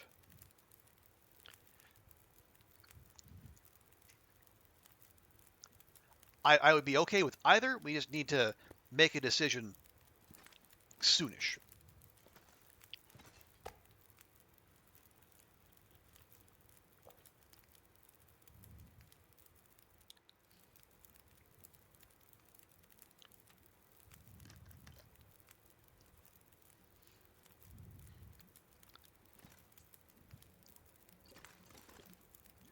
Okay, it is, I see, again, it's early evening and Astrid is only 50% tired. I'm not doing a good job of managing her sleep schedule, although, admittedly, the blizzards aren't helping with that. I can't just have her, like, doing laps around the cave while a blizzard rages outside. I mean, I can, well, that would be silly, really.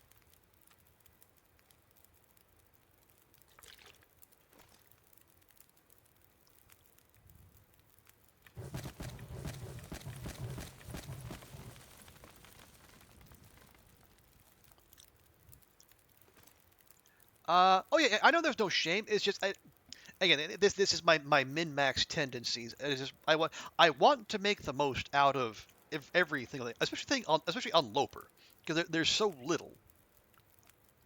And I know how are you saying there's so little when you're always walking around encumbered? But just trust me. Hey Stewie, good to see you. How goes the weekend?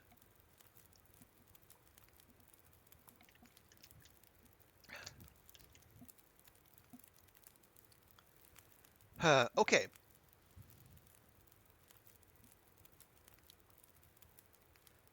Yeah, we got I brought the flour and the oil inadvertently, so we can always make more.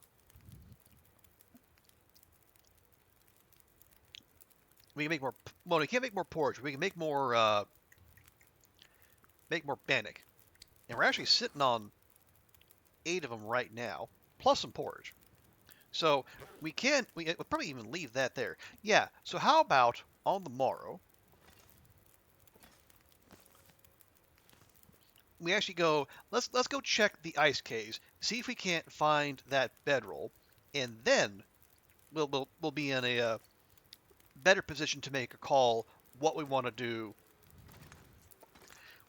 in terms of our earth sign resources.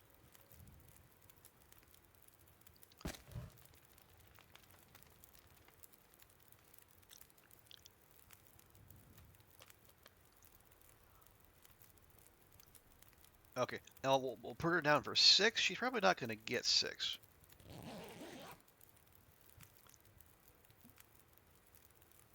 And either way, we'll be up before dawn, right? Oh, yep. Okay. Yeah, see, we went to bed with like 6.5 hours on the fire. We allegedly slept for 6, but we wake up and we still have more than 3 hours on the fire. So that's That is the power of a quote-unquote outdoor fire.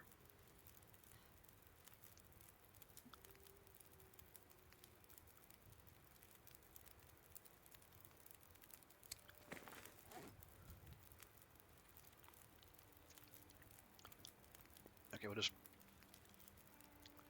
get some more carbs into Astrid there. Actually, we'll go through that whole stack.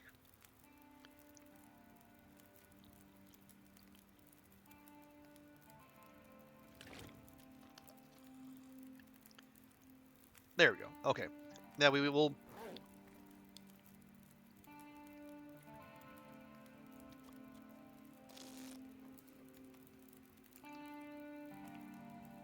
Yeah, it's going to be, like, stupidly cold out there. And...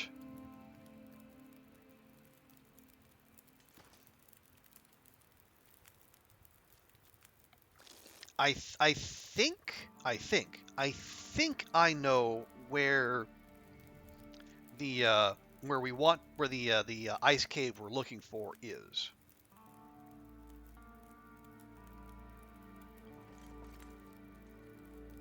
But I'm not 100% sure, and I really don't want to be wandering about in the bone-chilling cold.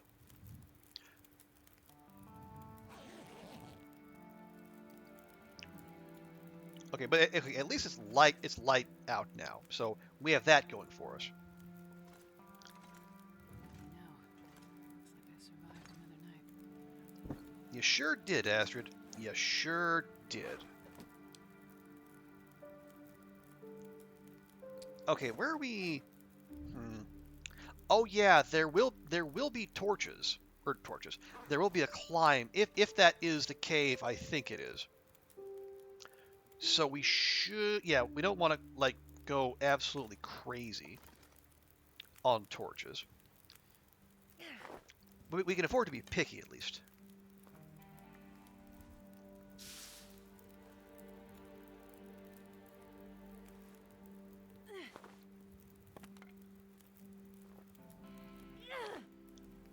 And we better be picky because these torches are garbo. There we go. That's the stuff.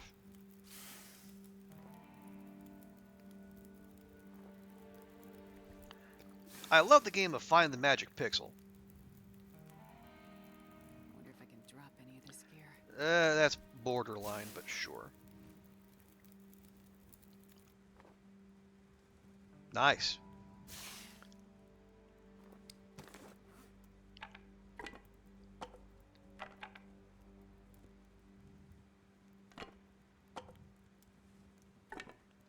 There we go.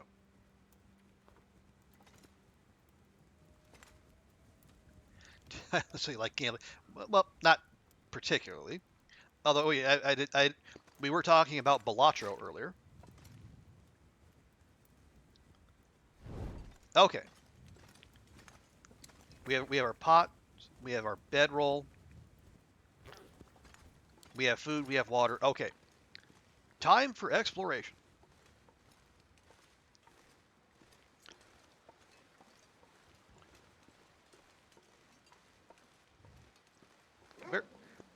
All right, where were you yesterday?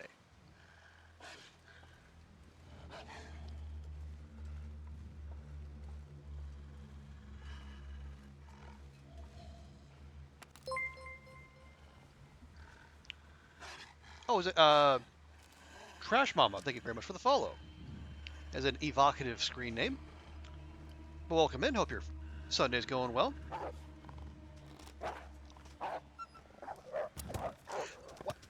Jiminy Christmas, how did I airmail that?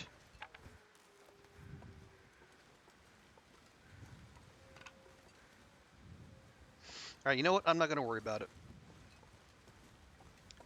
No, we're on a hunt for a bedroll. And we're...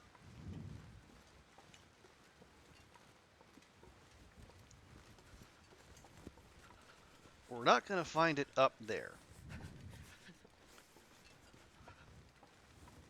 Oh, trash. Okay, okay. I thought that was a 1985. No, trash mammal. Okay. Yeah, the font on the that alert is not very helpful.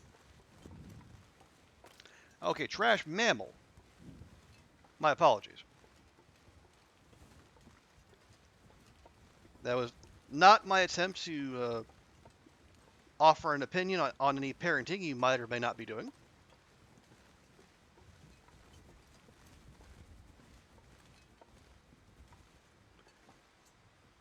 Okay. Well, yeah. Okay, let's just get down there and get this over with. Or it'll just run.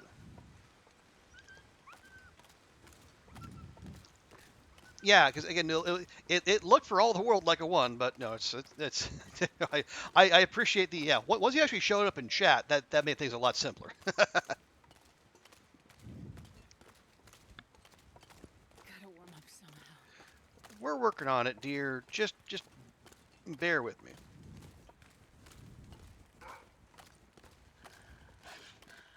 Really?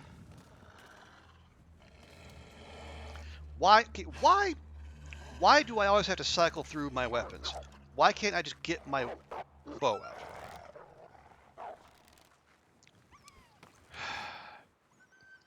I know there's some kind of inventory button clicking magic I might be able to do.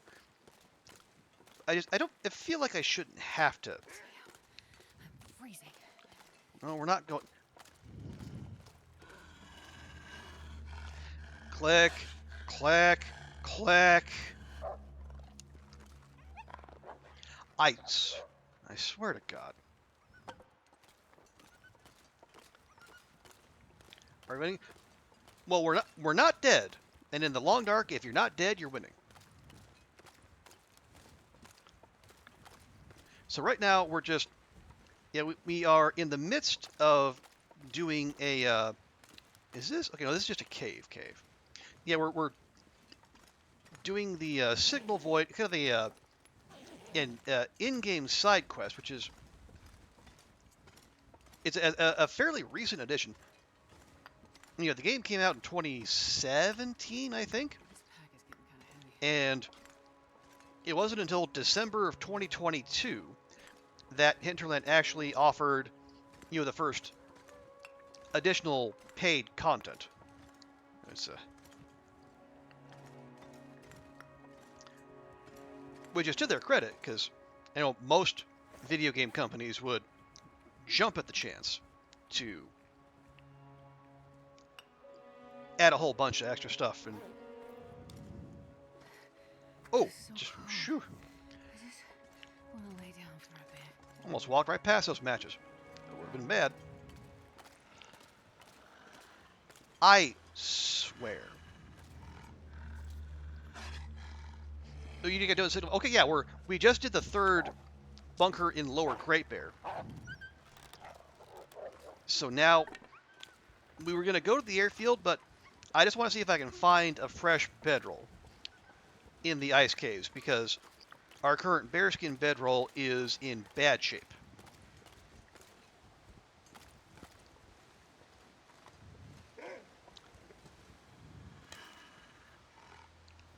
I'm getting tired of this.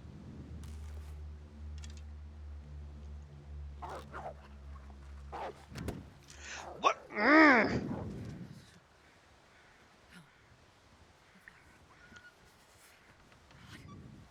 Astrid, shut your face.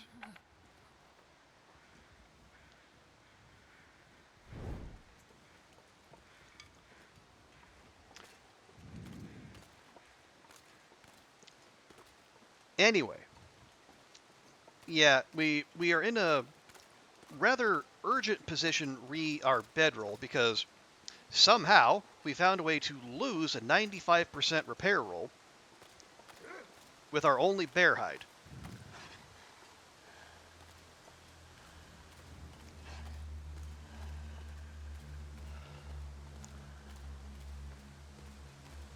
Now we have another one curing, but it's back in Mystery Lake, and it still needs about 10 days.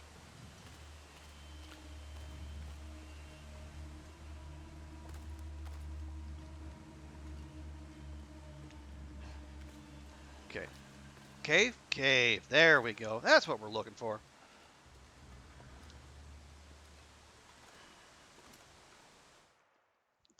Go. Well, I don't know if it's Interloper or it was just the ridiculousness of a 5% roll. Because we were at like repair skill like 3, like I don't know how close we were to mending 4, but we were close enough that I just anyway we had enough mending skill to where we had like a 95% chance, but somehow we found a way to fail that 95% roll. So yeah, we've been kind of ho. Also, hi hacksaw. Hi matches. Well, this stuff will come in handy. No, sure. Please tell me you're okay. 9%. Ooh. But you know what? 9% is something we can use. As long as it's not 0, it's good.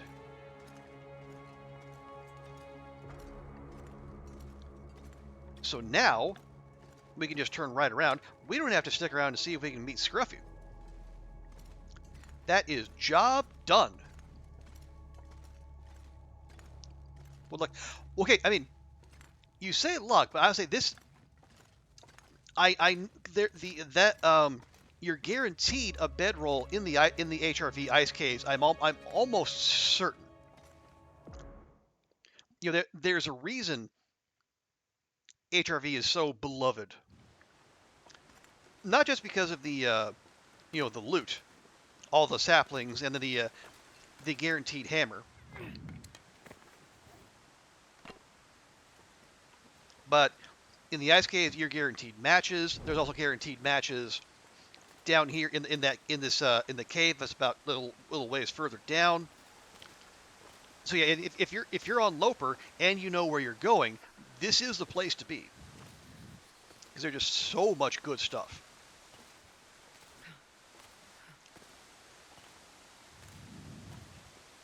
This place gives you okay. You're far from alone there, trash mammal. I know that because this is Sure getting cold. You know, this is not an intuitive zone. Like, in addition to like the lack of any man-made buildings, there is also the verticality, which is it can be very disorienting. In addition to having like the often having to take ice caves this way and that. But I say if you have the patience, I would strongly suggest learning it because It's so cold and warm there's a bounty awaits you if you're willing to put in the effort. Okay, Dan, there. Okay, have a good one, Vi, and you give him all the best from us here in chat. But you have a great time, and yeah, we'll see you soon.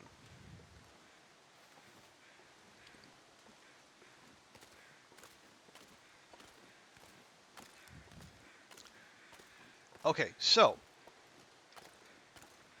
with that in hand, and by hand, of course, I mean in our backpack. Now actually, I wonder about that. If we use that, but we turn it into an improvised down bedroll, I wonder what condition that'll be. Because if we can turn that from a 9% regular bedroll into a 100% down bedroll, that would be just fantabulous. Let's be smart. We'll pop in here. We'll warm up, and then we'll see about the rest. Lovely. 100% probably. Here's hoping. Actually, let me go ahead and use this. Use torch, stick, and a plenty of coal. You get lost in this orientation. Okay, that's again, trash mammal. You're far from alone. Come on, little fire. Let me ask you that: Have you done or have any interest in doing faithful cartographer? And The reason I ask is because that is probably the best way to learn the world, but also the best way to get your head around HRV, because you have to go to all not even all the named locations, but like most of the named locations, and map them. So when you do that, you'll get a chance to you'll learn like landmarks, waypoints. So that's like the little visual cues that'll help you remember. So even if you don't like have a picture perfect memory where things are, you'll know enough to be able to get around and stay alive, even if the weather turns against you. You're trying to get all the achievements. Okay, yeah, definitely recommend doing Faithful Cartographer. It's worth the effort, especially like if there's any zones you're not comfortable with, HRV, Ash Canyon, Black Rock, any of the DLC zones. I would say because I in the during my Stalker run that I got to 500 days, and I finished out all the Steam achievements.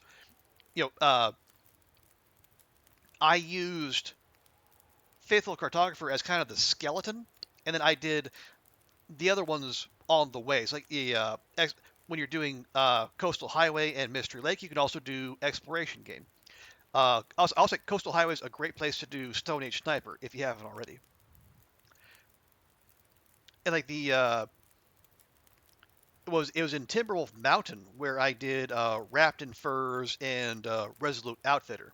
Because like the workbench in Mountaineers, and then having the moose, the bear, and all the other animals pretty much right there on your doorstep made that pretty easy.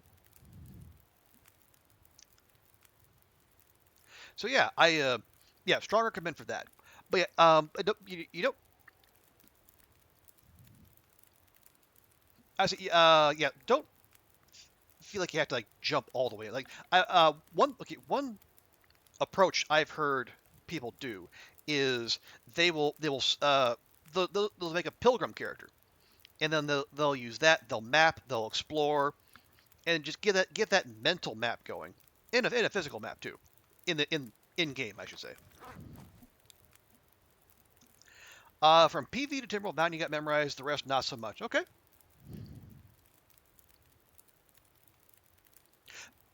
I mean that's a good start, and PV is a good one to know because it's especially you've probably noticed the weather can be not so pleasant. So if you get that in your head, you know places where you can go look for shelter. Excuse me. When one of the many blizzards decides to pay you a visit. But yeah, so if you've got PV and you've got Timberwolf Mountain, maybe you can make your next stop Ash Canyon. That is another very good one to know. Honestly, Ash Canyon is probably one of the few zones that can rival HRV for the sheer amount of loot on offer. Saplings in particular.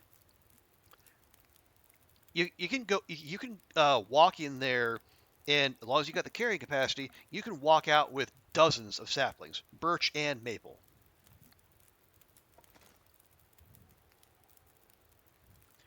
Oh, hang on. Is there anything I can warm up? No, not dog food. Although we should probably, yeah, we'll just eat that. No sense carrying that around.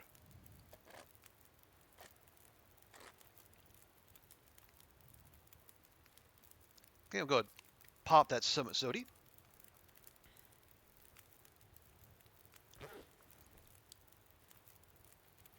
I'll go ahead and leave that there.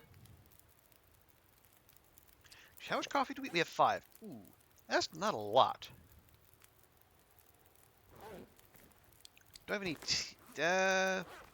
No. I think we're okay. Okay. Here, we'll just do this real quick. I'll do that. We'll let the fire warm us up.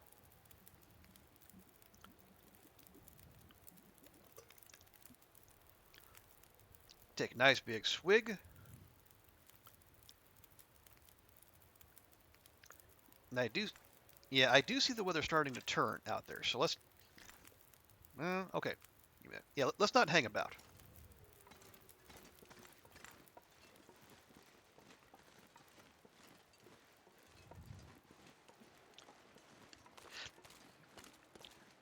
But yeah, definitely just take it one region at a time because you don't want to overload yourself.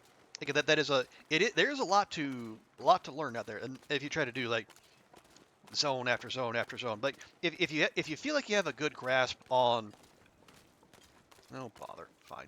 Yeah, if you have a good grasp on PV and Timberwolf, you know, just pick an adjacent zone.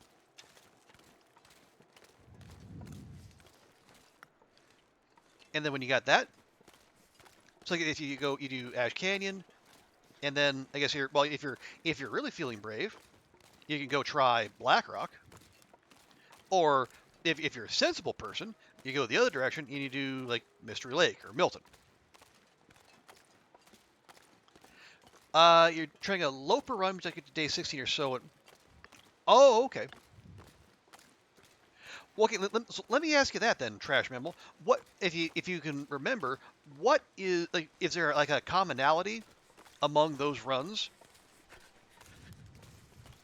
Like, are you getting caught in blizzards? Are you running out of food? Are you getting jumped by wolves? It's like, is there any particular problem that's coming up on a regular basis? I think we were discussing earlier I hate being cold. that the I really do.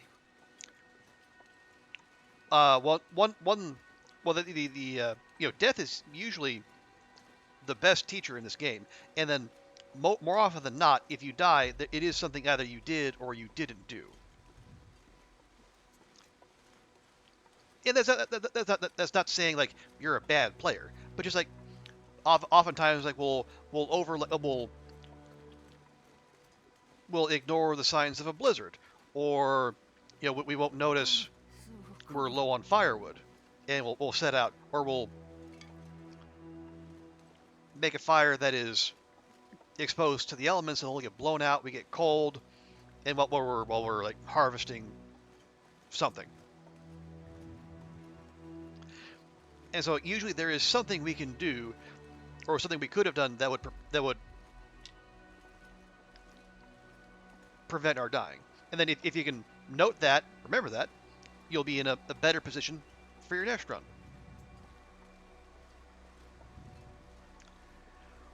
You get a knife and hatchet, then die of hunger or wolves trying to get a bow. Ah, okay.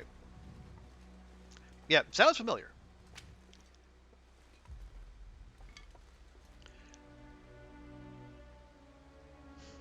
So what can we do about that? Well, yeah, especially early on, wolves will be a massive pain. I would, well, I mean, you're walking around with torch out, I hope. Yeah, when you don't have the bow.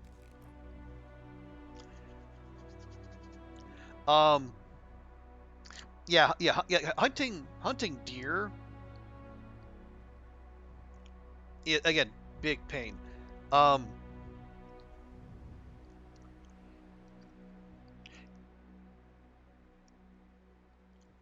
trying to think like what else. So you get your knife and hatchet. That's good. Okay, where do you usually forge, Trash Mammal? Let me ask you that. Okay, and the reason I ask is because if you're forging in Forlorn Muskeg, you've got cattails galore there.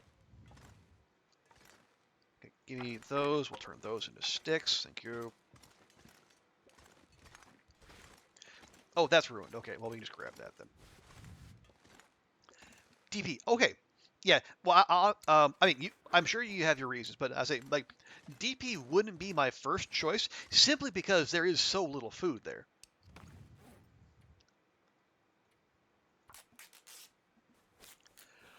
I prefer the muskeg would be my first choice, followed by Broken Railroad. Simply because like in both those, but muskeg has a ton of cattails, and then Broken Railroad has a good amount. Although the area around the maintenance yard is also wolf central, so take that into consideration. And plus, if you do get an aurora, it can be a little bit treacherous. But if you're open to foraging there instead, I think you might have more joy.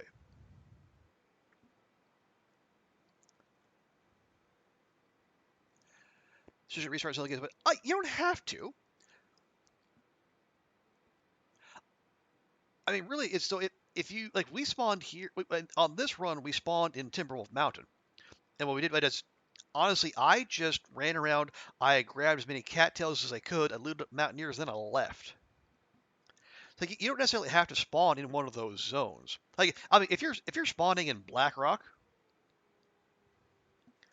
then yeah, there's probably not much you can do. Yeah, I agree with Rick. A good spawn is in a region you know, and there's no shame in re-rolling. Or alternatively, if you get in a place where you at least know how to get out, then yeah, grab cattails, maybe some rose hips, some mushrooms, and then just beat feet to a zone you do know. And then you start your search for your hacksaw, your hammer, your saplings, and what have you.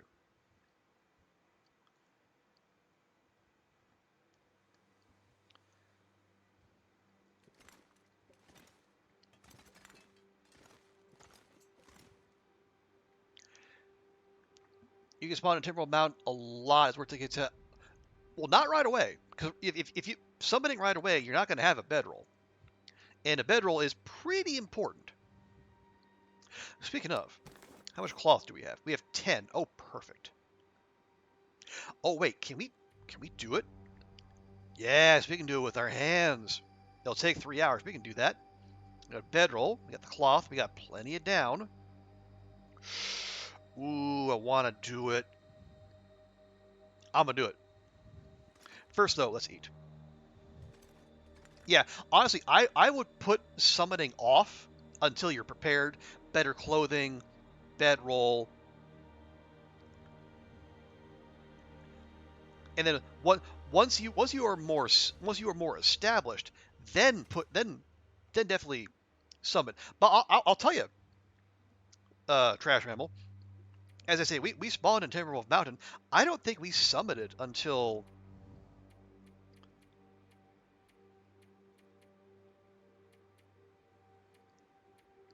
Yeah, we didn't summon until day 75. And I gotta tell you, the summit loot on Loper, not that good. Especially now that the flare shells are not guaranteed up there. There's a chance, but it's only a chance. Excuse me.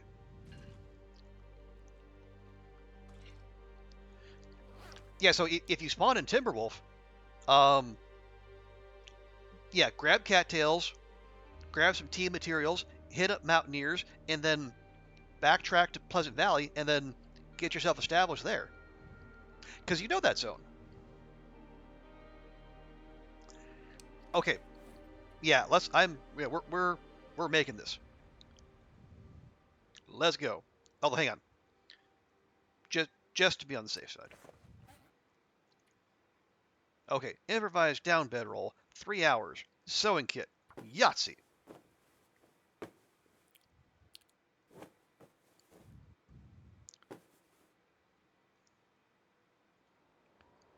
Nice, nice.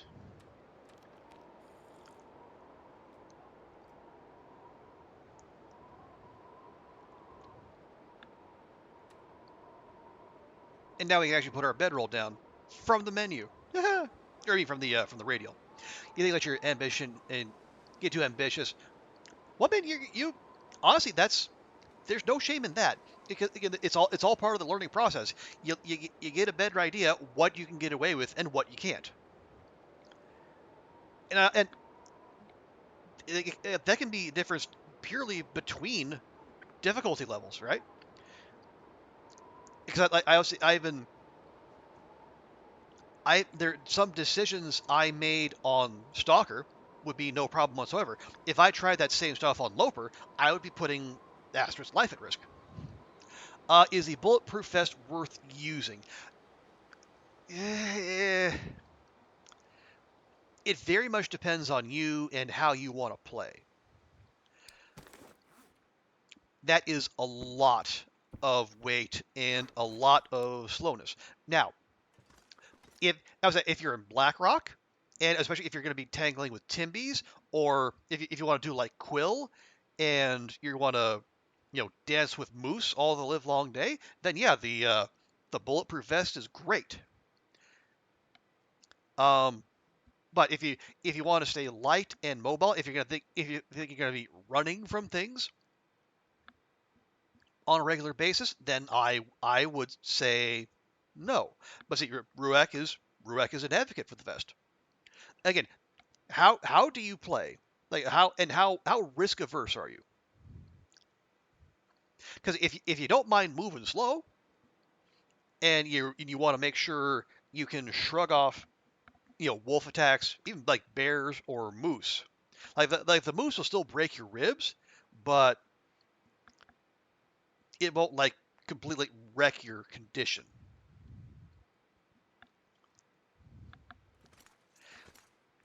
On soccer, you get to like 200, but you barely get past day 10 on the top. You're impatient. Okay, yeah.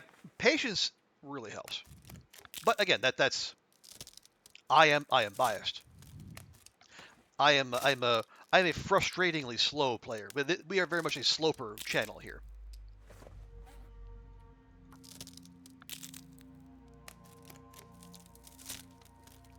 Although I say that, but like early game Loper, you do kind of have to be a little impatient because you need that hacksaw and you need that hammer if you're going to get yourself established.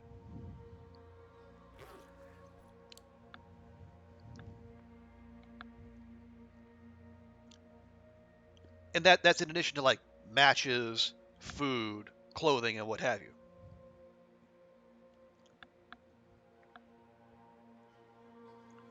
Okay, well, so how are you about in terms of like making animal hide clothing? Do you make a point of doing that? I know you said you like getting past like day 20 is an issue. Like, so if again, the reason I ask is one, that's better. That's the best warmth you can get. It also has the best protection, barring the vest, of course.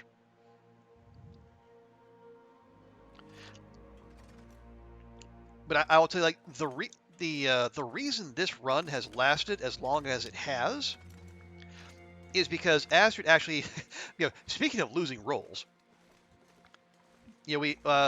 I had her eat one piece of wolf meat in Broken Railroad on like day 30, and that gives you like a 1% chance of intestinal parasites, and somehow our girl lost that roll, and it was right after she goaded down from that climbing point on the upper level down to the maintenance yard. Like she got down to ground level. Her first step, sprained an ankle. Second step, lost the 1% roll and got buttworms. So that was horrid. But what that did is it forced me to stay in one place for a long time. Like, get that 20 days worth. And then what we made like the rabbit skin, the deer skin, and the wolf hide clothing. And so, our inability to travel made us hunker down and then make the good clothing, and that's been carrying us ever since. Now it's Loper, so you're always going to be cold.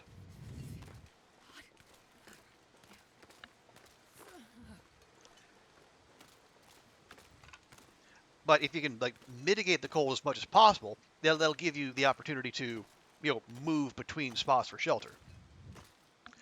You try to as quickly as possible, but you also forgetful and lose hides. Okay, and I'm right there with you in terms of forgetfulness. I mean, so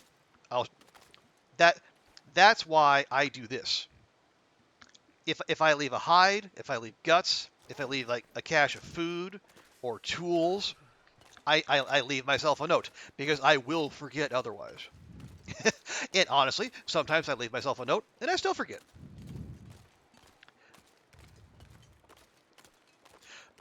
But that is not a commentary on the value of note taking. That's just a commentary on me and my brain having holes in it. Oh yeah. Are you still there? We could. Or did I leave? No. Or are you the one where we left? No, we got all the meat off of you, right? Can I? Okay, yeah. Although, can I grab that hide off of there real quick, pal? No sense letting it go to waste.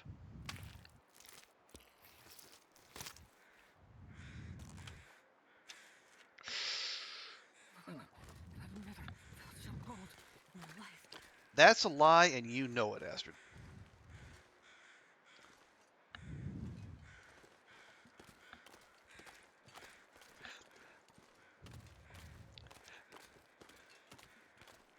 But yeah, I see the notes, and honestly, early on, if you can actually do it beforehand. Oh wait, is that fresh? Ooh. Okay, did they leave anything on it?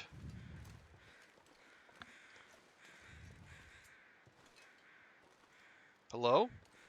Hitbox? Or are you just for show? Oh, there we go.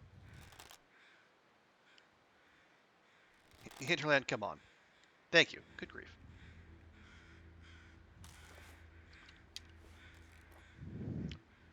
Yeah, so this is a possible illustration. If you early on, oh no mag lens. Well, bother.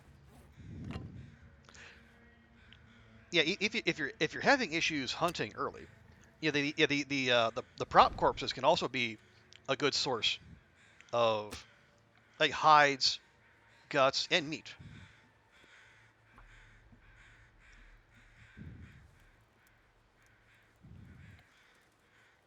You've been playing around the DLC stuff, and now you're getting back into the base game. Ah, okay.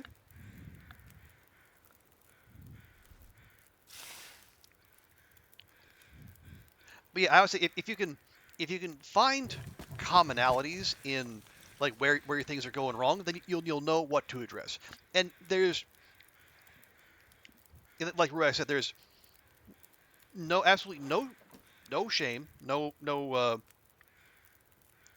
if you need to backtrack from a spawn into a zone you're more familiar with, that is totally fine. Why am I still getting the campfire hitbox over here? Good grief.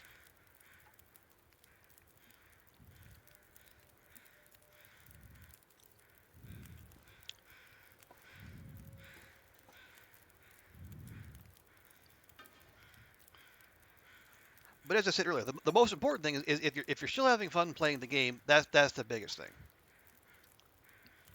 Because if it's getting to the point where it's unfun, then that is definitely time to stop. Or at least maybe,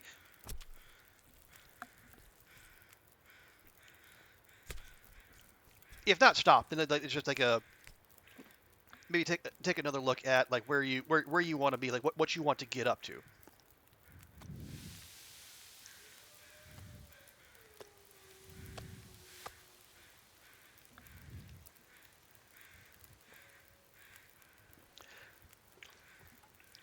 Okay, go ahead and grab the hide.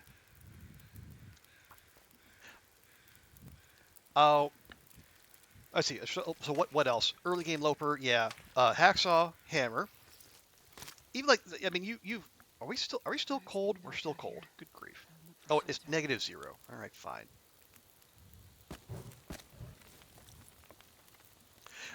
Yeah, and if you can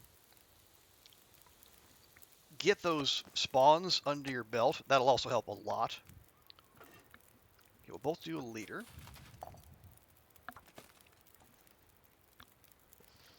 Yes, yeah, learning the bedroll, the hacksaw, and the hammer spawns that'll make your life a lot easier early game. They won't help you like avoid wolves and such. Excuse me. But I think if you Yeah, you'll figure out how to do that. Yeah, imagine you know the torch trick, and you know, like, especially like if you do it enough, you'll learn, like, well, actually, okay, I was gonna say you learn where the wolves tend to hang out, but I have to stop myself because we also know that that's gonna change here at some point. They're gonna do that reshuffle, and then every player, regardless of how experienced they are, they're gonna be walking around with their heads on a swivel because they're not gonna know where the wolves and the bears are any more than people who are new to the game will, and that'll be both exciting and terrifying. And that's even like leaving out the cougar. I mean, yeah, it's gonna be wild. That is gonna be like a month or so where the TLD Twitch clip economy is gonna be absolutely booming.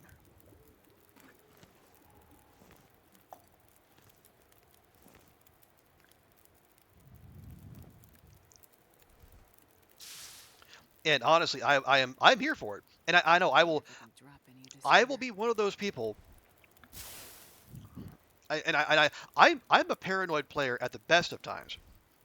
You rearrange where the bears and the moose and the wolves and any other nasties are, and I and Astrid's bow are both going to be on a hair trigger, but in a fun way. It's goddamn freezing. Yes, we know. I'm so horrible to you, Astrid.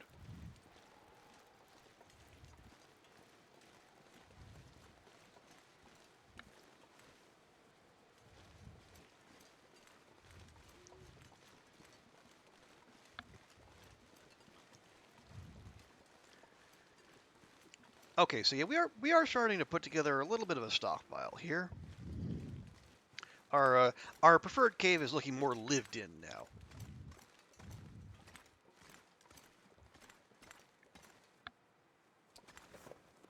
Okay, so we got a wolf,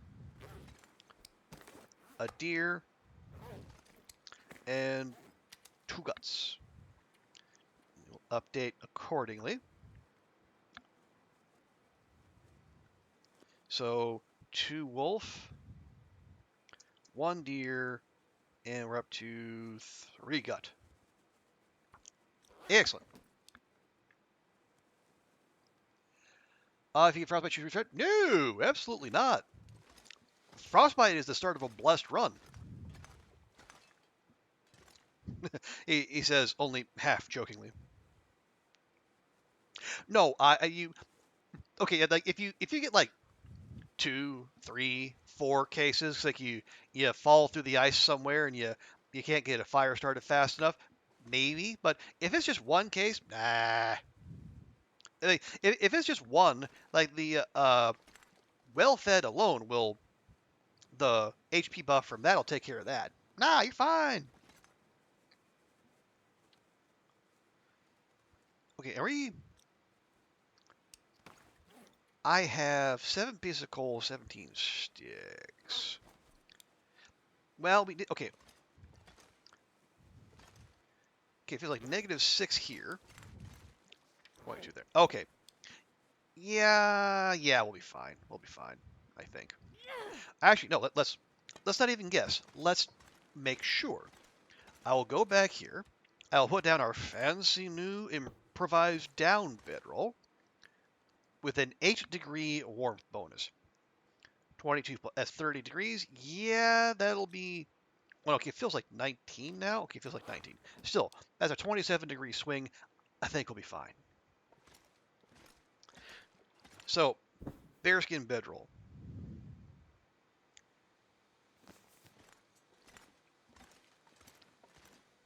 Thank you for your service. You have been a steadfast companion for all these many months, but we're going to have to let you go.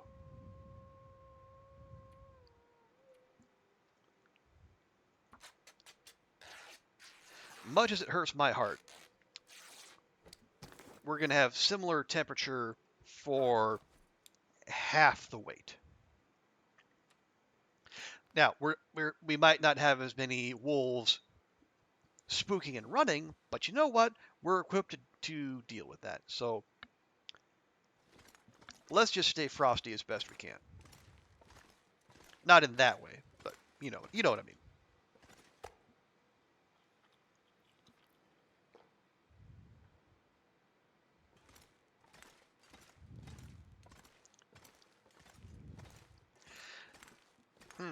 Okay, so honestly, now that we have, we found the bedroll that we needed. We got the bunker. I think our business in HRV is done. We're gonna be rolling heavy, but let's just. Are you serious?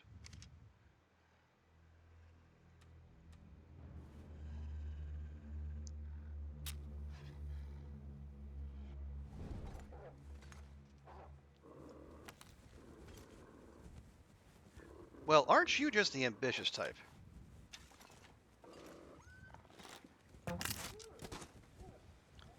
Oh, did you think you were going to escape? No, no, no, no, no, no. No, no, no, no, no, no, no, no. You do not walk into my house and just try that nonsense.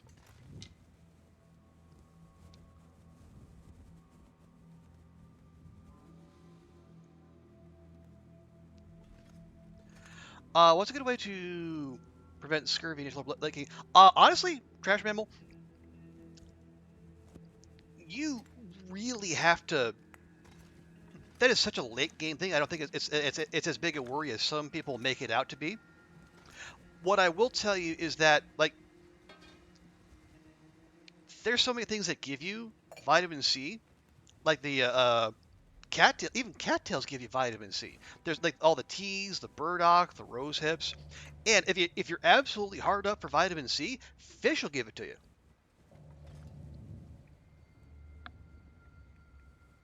So yeah, if you're absolutely in a pinch, go fishing. Or honestly, you don't even need to do that. Go beachcombing. There is enough. Come on, little fire. Come on. There's usually enough fish out there to where you can beachcomb and get yourself a good amount.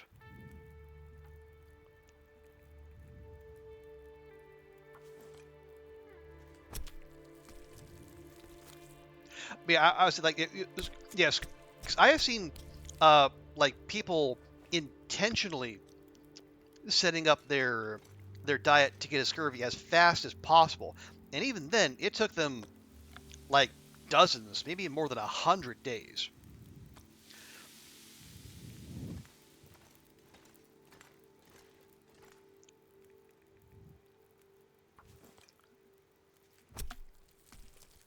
So yeah, you just if you can get through the early game without burning through all the cattails in the world, and you know, I mean, the old world food you'll probably burn through that. It's a decent source of vitamin C. You'll probably burn through that fairly quickly, but as long as you have the ability to fish, scurvy should not be a concern.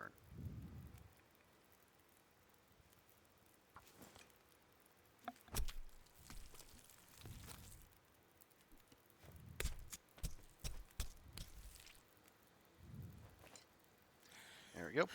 Let me just, we'll just drop those over there. 1, 2.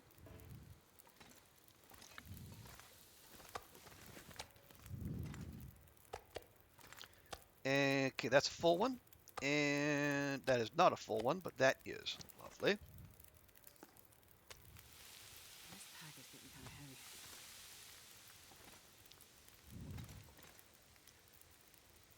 Oh, right. Okay, it's got 38, 38. Plenty of fire. We'll get that hide off of it.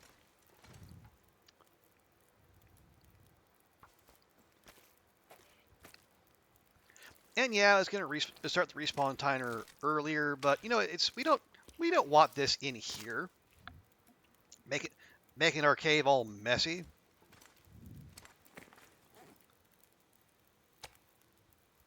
There.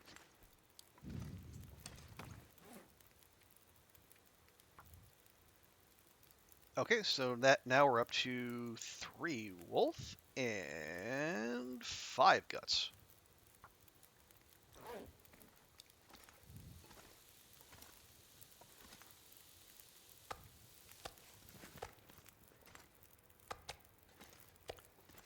Okay, there we go. No, no, no, don't cook the meat, please. Thank you.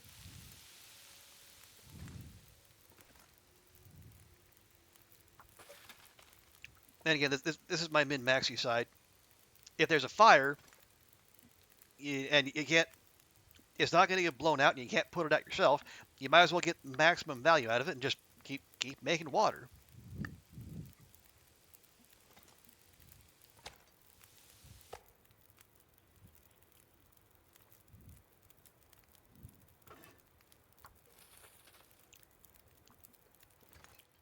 Okay.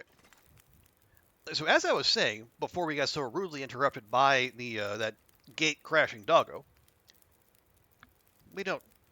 No, I think yeah, we don't have any stink on us. I think it just wandered right in. Rude. Anyway, yeah. So on the morrow, we'll head back to Milton. We'll dump some materials at Grey Mother's, and I think, yeah, I want to check the plane crash. We don't need the bedroll there anymore, but there is one other thing. There's one other very important item that I should have waiting there for us. You gotta head to work? No worries, Trash Mammal. Thanks again for stopping by, and thank you for the follow. And yeah, well, this is we're here in this time slot usually, so, and we play a good amount of Long Dark here, so you're always welcome to come hang out if you want to. So yeah, have a good one. Hope work is as painless as possible, and we'll catch you later.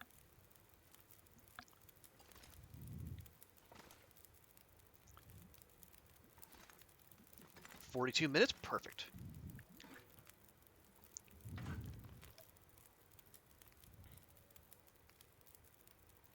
Okay, we'll just grab that. I'm not sure I can carry much more.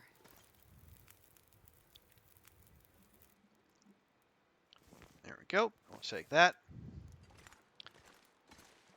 And while we can still see, we'll head back here. Yeah, Astrid is up well past her bedtime, although that's fine, really. Okay, meters are all up. We'll do that real quick.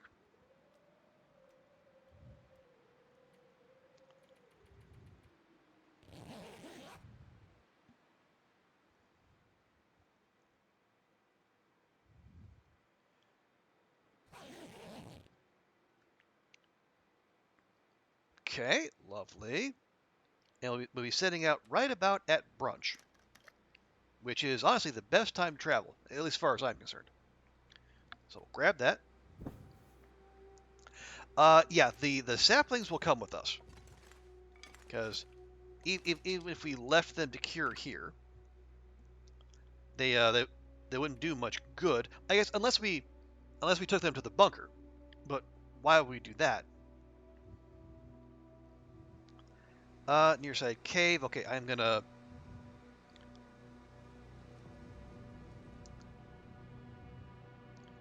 There we go. Although we will add. There we go. Meats and water.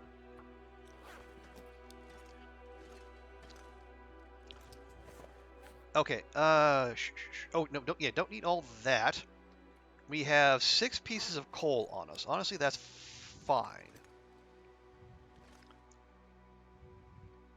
Okay, the cord will come with us.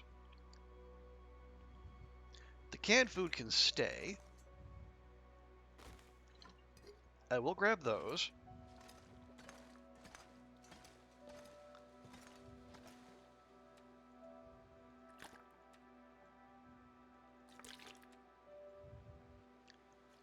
There we go.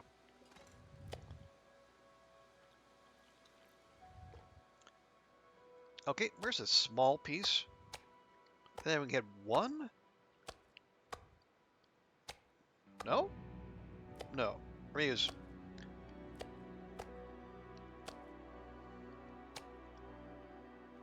Okay, small-ish. That's fine. Just drop the rest so we're not walking around inadvertently sneaky, as opposed to being advertently sneaky. Okay, so we're leaving the wolves and the deer and the guts to cure. Those will be there just for like emergencies, plus that meat and all that water. Torch-wise, how are we?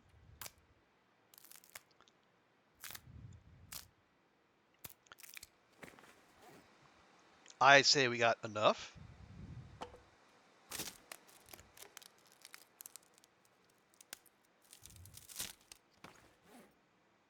Good, okay. Hang on, it's an outdoor. Can we, by any chance? Yes, yes, free fire. Love it. God, I have missed having a mag lens. Let me tell you, folks. It's like we went almost like 150 days without it, and then who's it? I think it was Zert yesterday who said, "Hey, have you checked behind the table near the workbench at the camp office?" And I said, "Well, I'm pretty sure I have, but I guess we'll look again." And sure enough, behind in a tiny little crevasse in that out of the way spot, that mag lens was just sitting there innocuously, waiting to be found. And it's that kind of hide and seek game that made Hinterland what it is.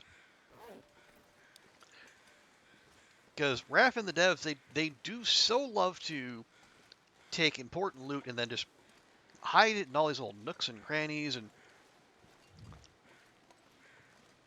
you really have to be dedicated to find the good stuff.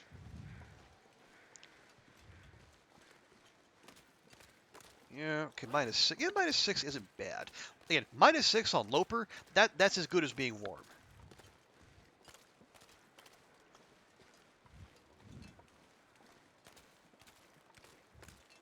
You know, it's like a weird thing to say when that your half your temperature meter is gone, but again,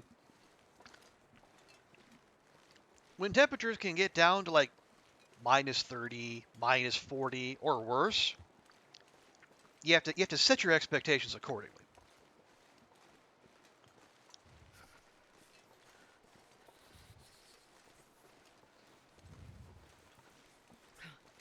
Oh, dang it. Okay, paranoia, get the best. Okay, we got pot, we got bedroll, we got the saplings and the bear hide. We got the food. Okay, yeah, we're good. So wait, I thought we were suspiciously underweight, but there's a reason for that. We're not carrying around a 3-kilogram bedroll anymore.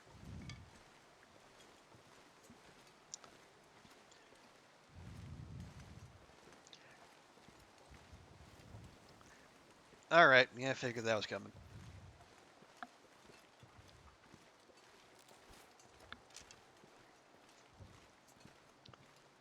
Fun while it lasted, though. And just speaking for me, that is a habit I need to get better at. Walking around with not the bow out, but rather I should have a torch out, because the torch is what gives you the 2-degree warmth bonus.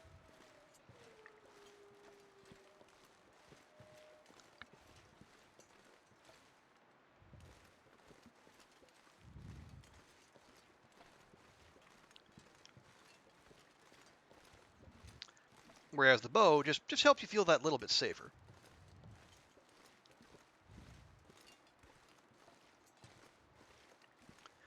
Hang on, just want to check something real quick, like. Jesus, it's cold. Oh, hush, you're fine. Okay, no, I think I was right. Yeah, okay, yeah.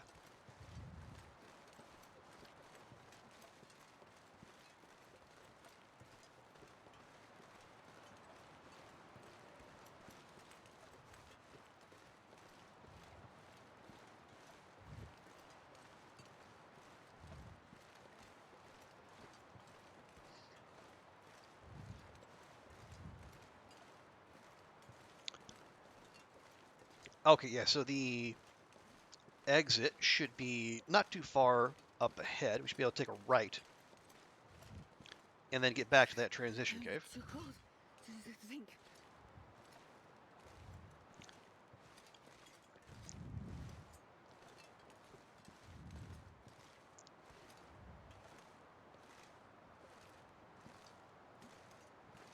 Unless I got turned around again, and I very well might have.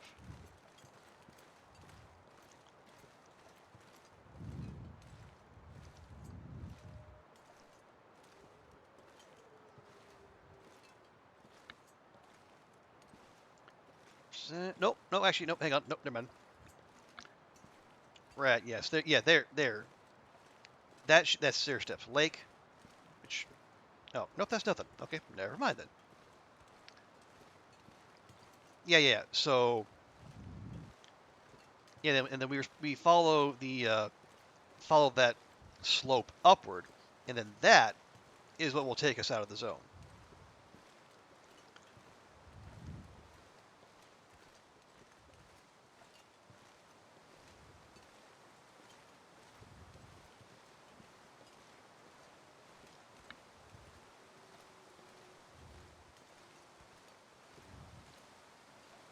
Right, there we go. All right, yeah, we're good. We're good. Like I was saying earlier, I don't.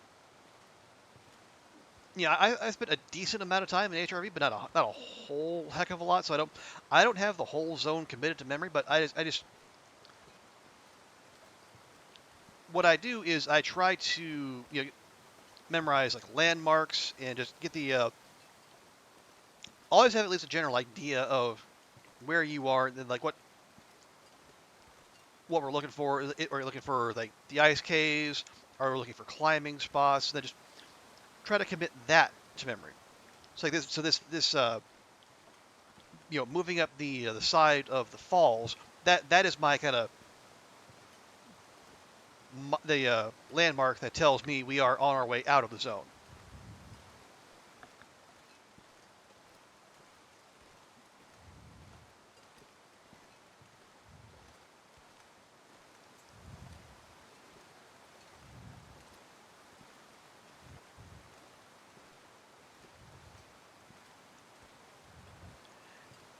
Yeah, because that is Stair Steps Lake, and then I think these are, and then the Stair Steps and Stair Steps Lake are these falls we're looking at.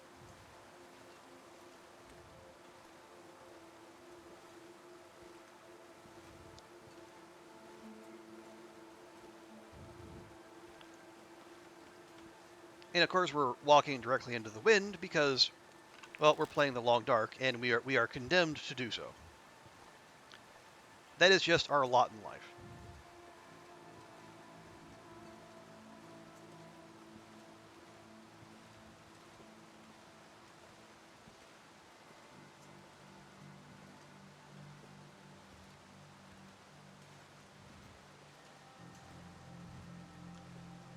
Because somehow the game always seems to know where you're going, and by sheer coincidence, the wind direction just somehow, by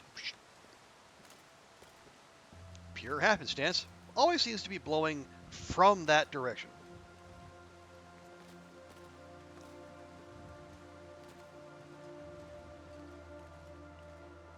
Now you might ask, isn't that just confirmation bias? Are you just remembering all the times you were walking into the wind, but not remembering all the times that the wind was at your back? And maybe, but I think if we, I genuinely feel if we check the tape, you will see that the wind is in your face more often than it is not. And I find it hard to believe that is just by sheer accident, rather than something Hinterland intentionally put in the game. I mean, there is a reason there is a feat that gives you a 25% speed boost walking into the wind. They wouldn't put that in there if they didn't think you would start to be annoyed at all this time you were spending walking into the wind.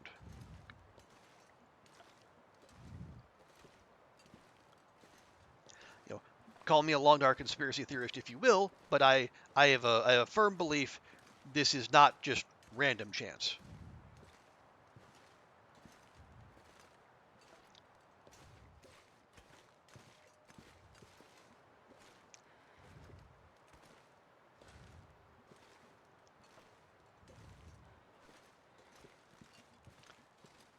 There, finally. Can we get in? Thank you. Good grief.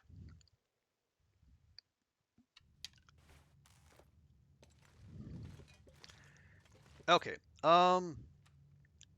Yeah, we did find more lantern fuel, so we'll go ahead. We'll just pop the lantern here real quick.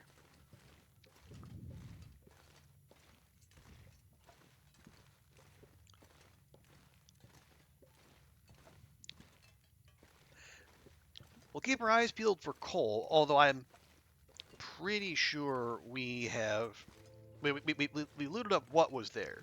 I think we actually took it all with us.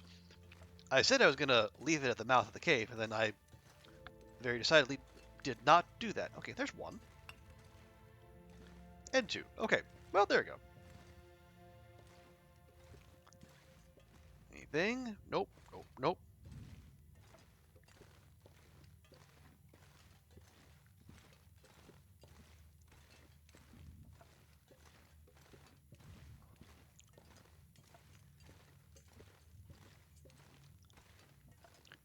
Yeah, so we should be mostly warmed up once we get through here. But then we'll... Actually, no, that's the... That's our exit right there. Well, I mean, we could... Yeah, we could just stop at the trailer along the road here. Put this out real quick. Actually, did I leave anything there? Let's check. Let's see. HRV, trailer, wolf, rabbit, deer, guts, birch. Okay. Doesn't sound like it. No, I wanted that.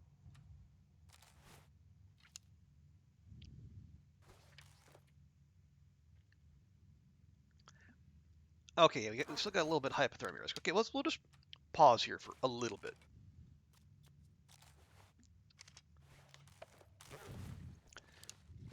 Okay, we're fully warmed up.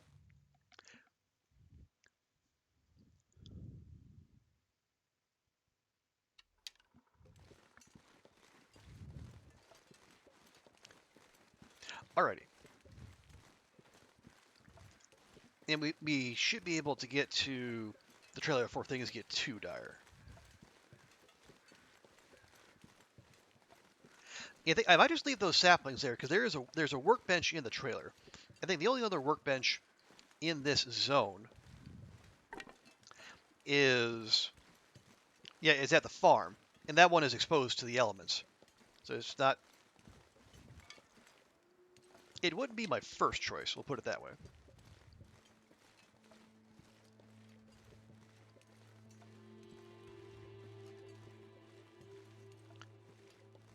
Hang on, did I? Oh no, I did. I brought the cooking mats with. Okay.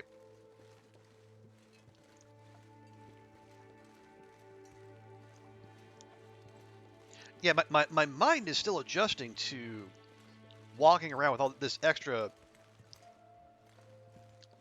without the extra weight of the bearskin bedroll. And we're moving much better than we were previously.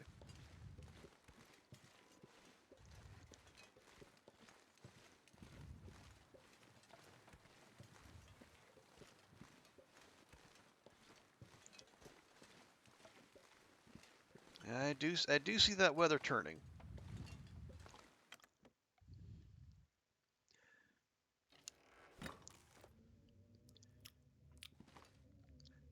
Okay, so that's empty. Got the guts, we got the hides, bunch of birch. So let's see, one more birch, and then 2 maple.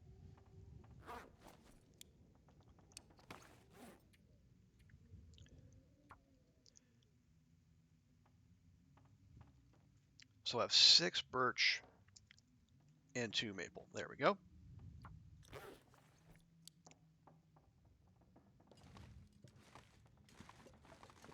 That's fine. That's a cloth source. A little bit of water there. Do we need to repair our rabbit skin stuff? Nah, not really. All right. Well, if that's the case, I think we continue on.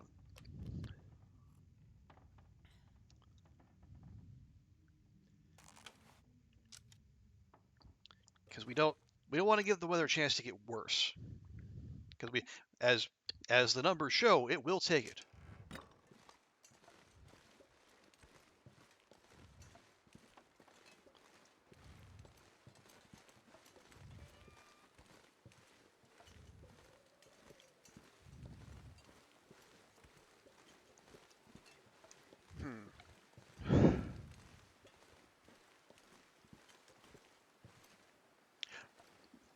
Yeah, I think we can follow the road, or we can take a shortcut and then go jump straight to that bridge.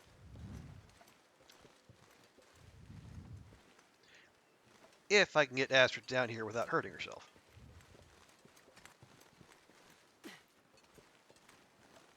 Because that is a rather steep slope. But there we go. Okay. Now, I will say, folks, I'm in between, like, I'm of multiple minds as to like what we're going to be playing here going forward. And we're definitely not bailing on the Long Dark, obviously. It's one of our main games. I enjoy it. We're doing well. But I think it was Tuesday the 19th is when Concerned Ape has said the 1.6 update of Stardew Valley is dropping. And I know, as much as I play the Long Dark, I've played more Stardew Valley in my time. Like 50% more. And if that is indeed going to be like one of the last big, or even like the last major Stardew Valley update, I want in on it. So I'm looking at that. And I will say, and don't worry, Ruek, I have not forgotten. I did promise a Cyberpunk playthrough, and we will do that. I do need to just take it out for a test run and make sure I get the all the settings right, because I don't want things to turn into a slideshow, because that is a very pretty game, but also one that is very demanding in terms of like the tech specs. So if all goes, I mean, we're gonna play it. Hopefully, I can play it on a high enough setting to where it is visually pleasing.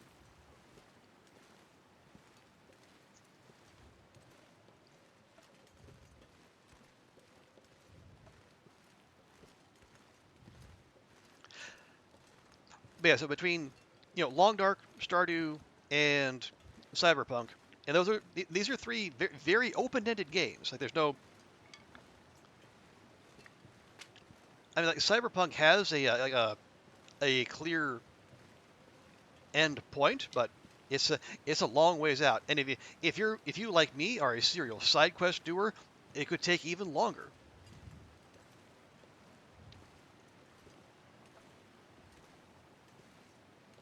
Whereas like Stardew and the Long Dark are just open-ended.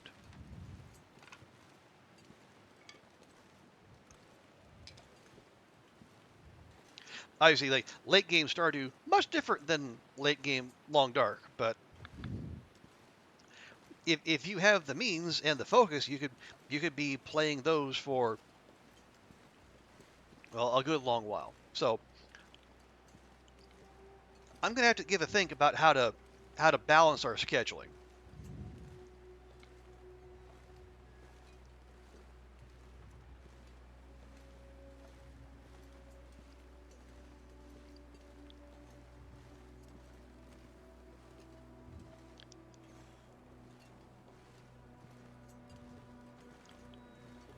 All right, come on, Astrid. Up the hill. There you go. Oh, hush, you're at the door. We don't need this drama. There. Okay. Now, I did grab, along the way, one more maple. We'll drop that.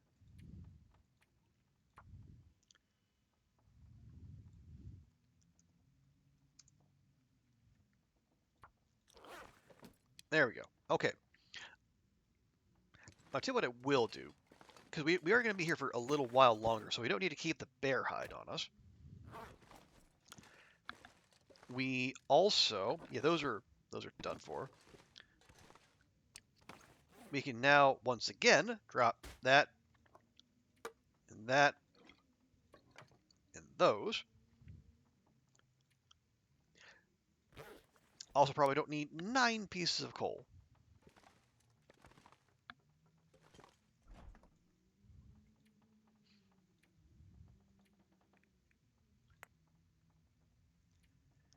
And yeah, we can stash that hacksaw there.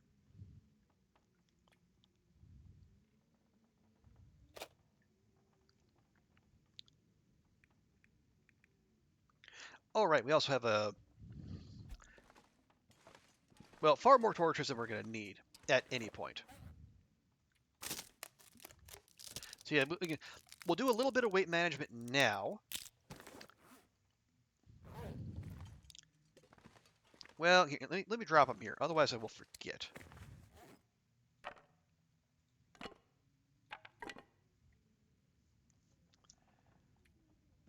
Yeah, well, yeah, we'll use the sticks eventually. That's all fine. Oh right, we are carrying that extra toque. It's not that much, but it is just that little bit extra weight. There, and we are under our carrying capacity once again. For now, anyway. For as much as I talk about the limited resources on Loper, we always seem to find a way to be walking around over encumbered.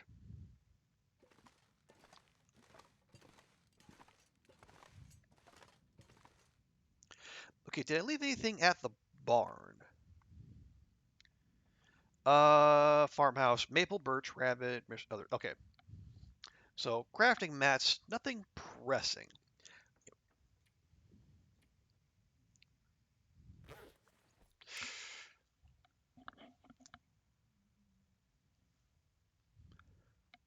Right, because the next thing, yeah. Before we go back to Mystery Lake, or are we? Are we even going to go back to Mystery Lake? Yeah. Well, actually, maybe we should. Since we pivoted away from the bearskin bedroll, we can take the one we got from that bedroll, and then leave that at Trapper's. So at some point, we can just head back there and then make the bearskin coat at our leisure. But we can just dump that stuff there, and then start the journey back to the airfield to complete Signal Void.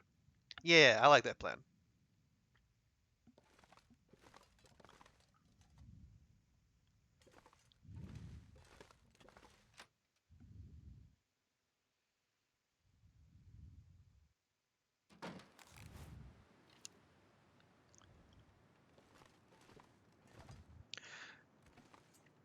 Okay, where are we on cattails? 23. No. If we don't need them right now, let's leave them.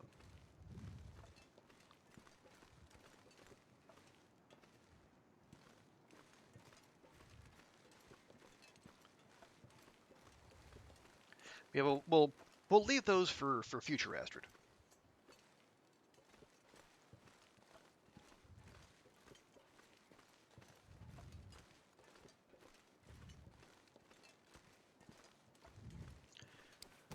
See, firewood. Okay, 30 and 5. We have enough food to make it through the night if we get stuck somewhere. But this is good traveling weather, and I'd really rather not waste it.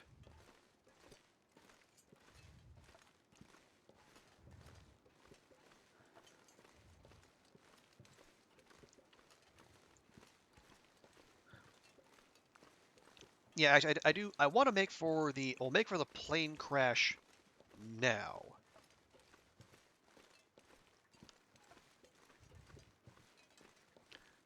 We'll see if the thermal flask is where I think it is, and then conditions allowing, we can either come back, or if we need to, we'll stay there the night and then come back on the morrow.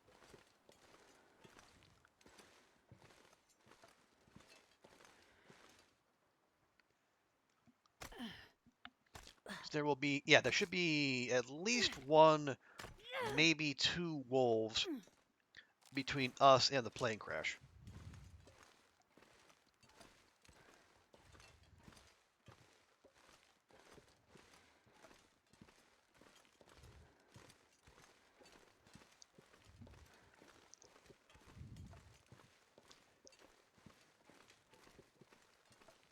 There'll be, oh yeah, I think if I remember, yeah, there should be at the very least there'll be a prop deer at the crash site, so that can also top up dinner if we need it.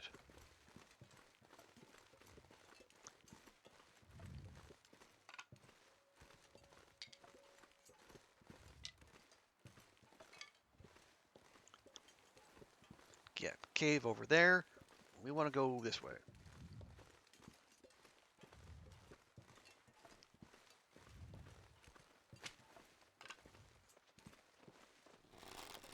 Come on. Thank you.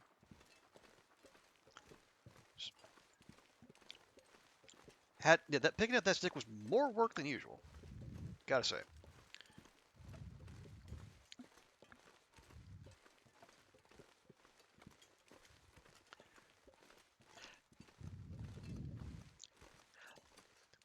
But yeah, in terms of the schedule, so I think it was between Long Dark, Stardew, and Cyberpunk. I mean that could be enough right there. But I mean I should also keep my eyes out for any other new stuff coming out. That there is. I mean, as far as I can't think of any. Well, I should no. I take that back. I can't think of any full releases that are imminent that would cause me to rearrange things. Now, I say full releases because, if memory serves, Supergiant Games said Hades 2 was going to start early access in Q2 2024. And that is, well, it starts next month. So I'm definitely going to have to keep an eye out for that. Because given all the love Hades got when it came out, that is going to be pretty huge. And I had a lot of fun playing Hades, I got to say.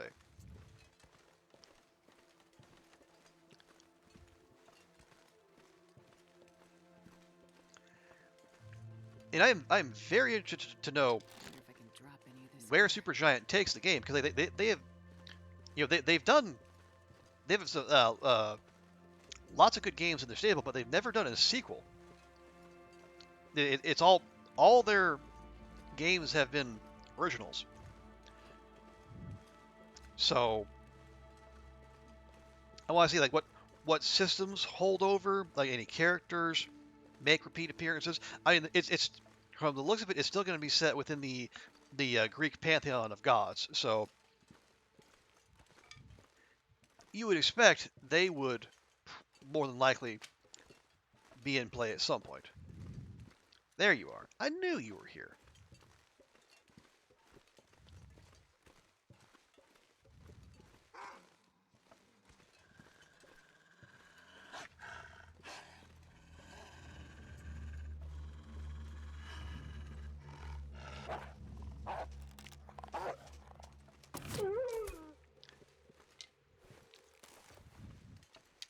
And now you're not here.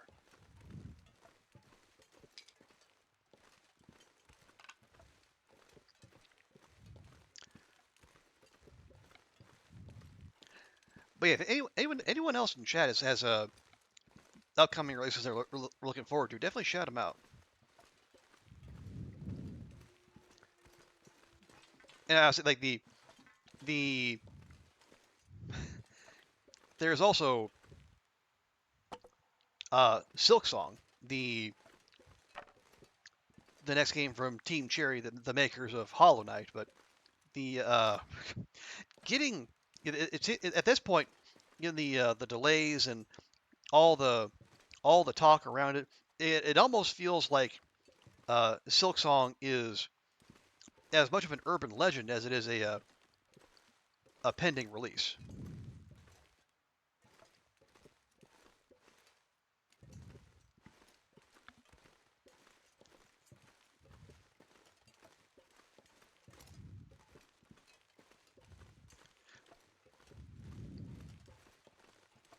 And actually, speaking of that, I guess if we do get some indications that the Silk Song is on the way, I probably will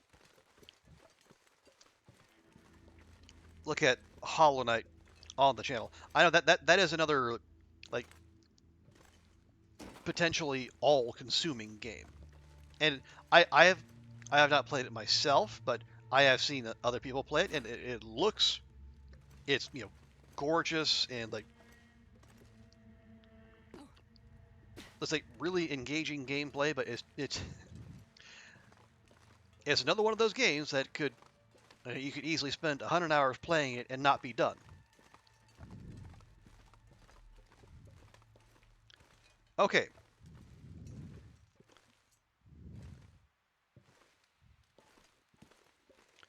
So my understanding is that this over here, or this area, is one of the potential spawn points for a thermal flask. And especially given how much trouble we've had walking about, and it gives like not even having like one warm drink, and then not being able to get to another before they all go cold. I feel like it would be to our great benefit to be able to keep drinks warmer for longer.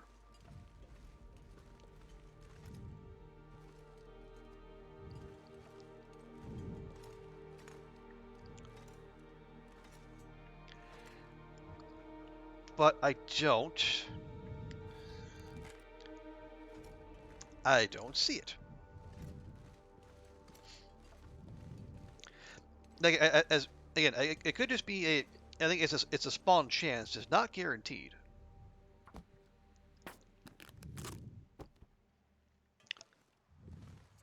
Oh, did I somehow missed this one? Apparently I did. And apparently there was a very hearty can of sardines just waiting in there the whole time. Feels like night is coming. Well, that's because it is.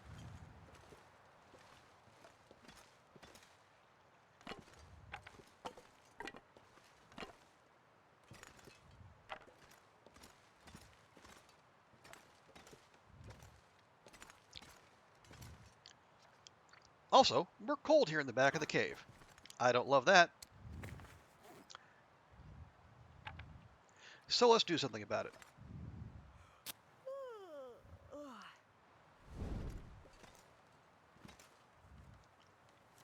Is that okay? We have researched that. Good. So let's use it. Use a torch. Use a sewing primer.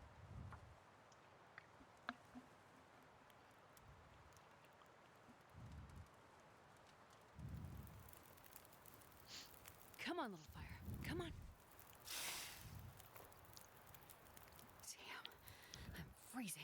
Working on it, Astrid.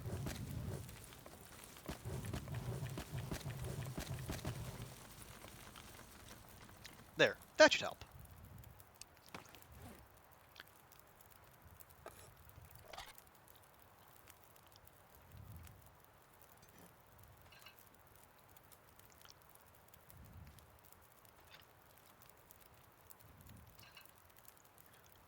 Okay, there we go.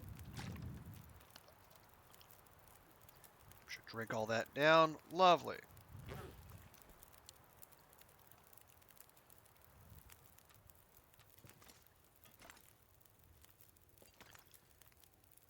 Okay, can we? Nope. I think that. Nope.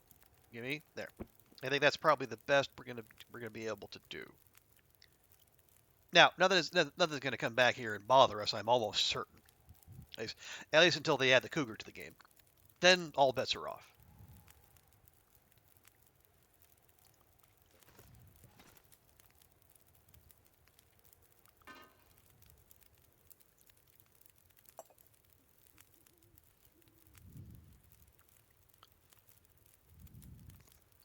Here, let's warm up a birch bark tea. We have given back a lot of health today.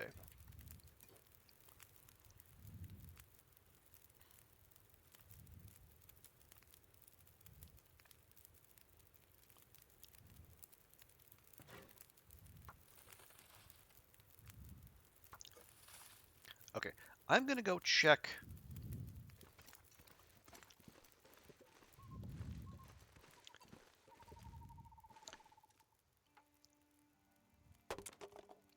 Yeah, we're gonna lose some condition, or gonna lose some warmth anyway, but that'll be fine.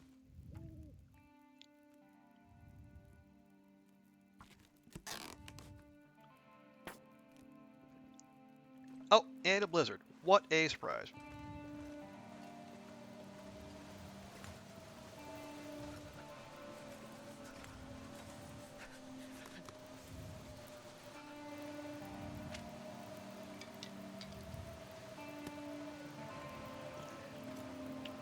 Okay, well, either this cave is going to stay protected from the wind, or we are ham-boned. Because this is not a very well protected fire.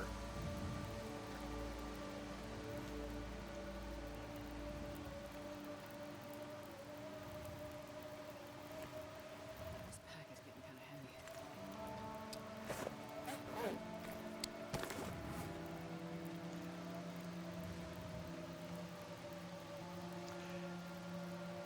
Okay,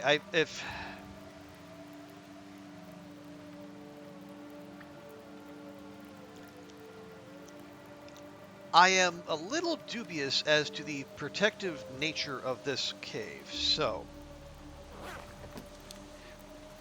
while we do have a roaring fire here, I'm gonna play it safe. We're only gonna sleep in increments. Because if the wind changes direction, comes in here and blows out the fire, we are in a world of hurt.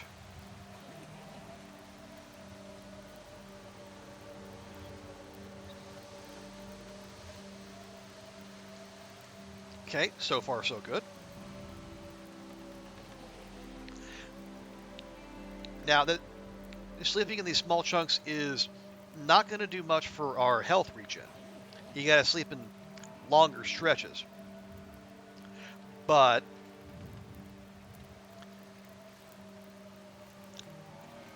I'm happy to sacrifice that for the peace of mind that knowing we're not going to freeze to death in our sleep.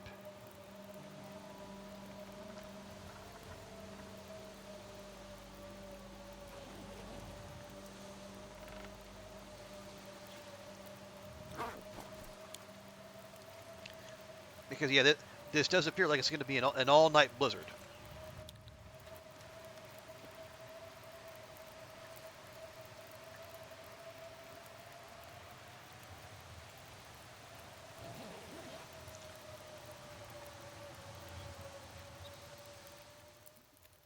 Okay. That does sound like a blizzard finally blizzarding itself out. Lovely.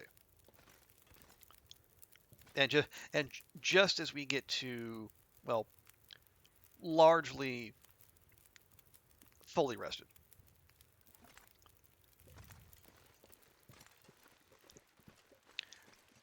Let me just get a visual. there anything else we might break down to look for this? Okay, there's a crate there. It's also minus 16.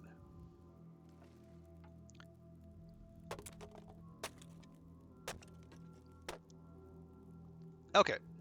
Well, that was not fruitful. I'm not sure I can carry much more.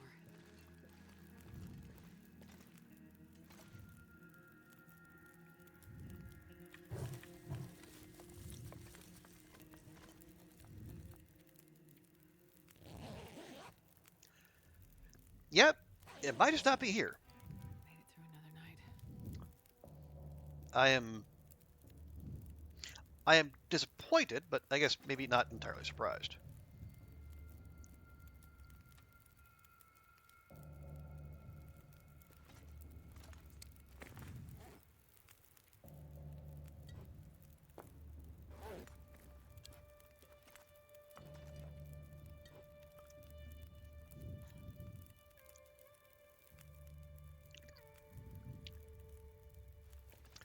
All right, one more check. Because I don't want to give up easily on this. This is it's okay. It's not like game-definingly important, but it's important to me. It has sentimental value.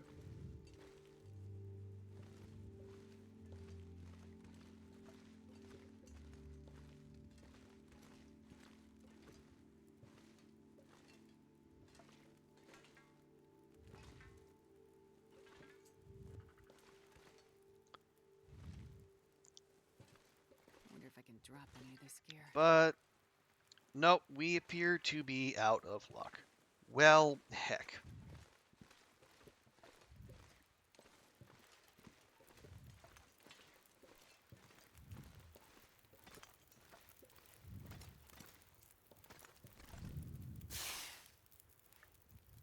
Okay. Well, what do we want to do in the absence of our thermal flask? Yeah, so we'll see what it is. Yeah, we can wait a little bit longer. Let the world warm up a bit. We'll go back to Grey Mother's. Grab what we need to grab. There's gonna be one. Yeah, if we're going back to Mystery Lake, and we are, because we need to drop that bear hide at Trappers, we have one climb ahead of us, so we're gonna need to be able to be at climbing weight. Now that'll be easier than it was previously, thanks to our fancy new bedroll.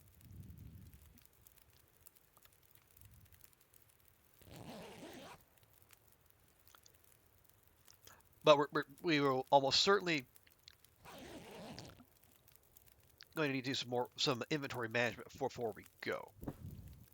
Flight 102 is done. Hooray! Yeah, actually, we were successful in finding a bedroll in HRV, so we swapped out the bearskin bedroll for the down version.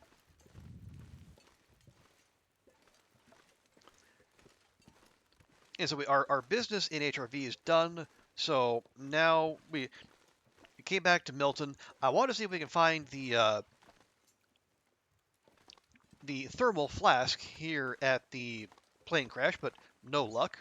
And of course, we found ourselves in another blizzard while we were here. So we're going to head back to Mystery Lake, drop off that bear hide, and then and we'll just make our way to the airfield. And, well, we're not going to get there tonight because that's a long trip.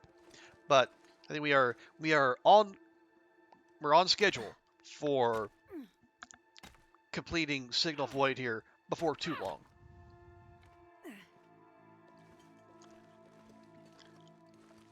But I hope the travel was as tolerable as possible, TX.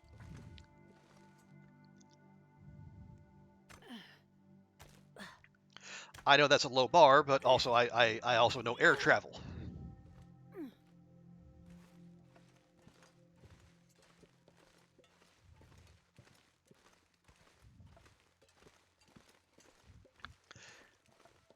I suppose I should give the rest of the plane wreckage a once over, just in case the thermal flask is actually here rather than down below. I'm not gonna go breaking up crates though. I'm not that motivated. Side winds at landing, but otherwise fine. Good. Is it? Aha! Aha! I knew it!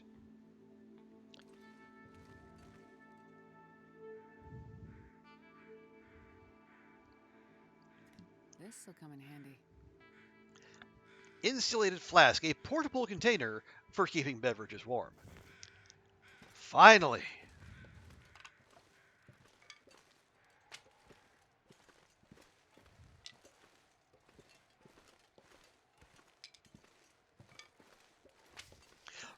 And it's the really nice looking Jackrabbit Transport one too. Yeah, it is the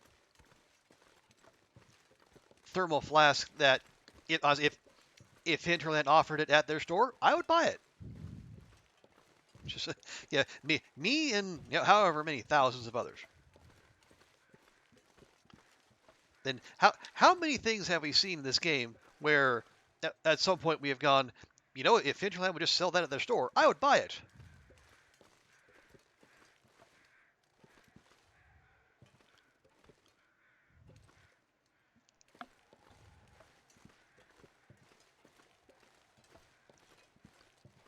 Okay, are we protected here? We are. Okay. Now, can we get a fire going? We can. Excellent.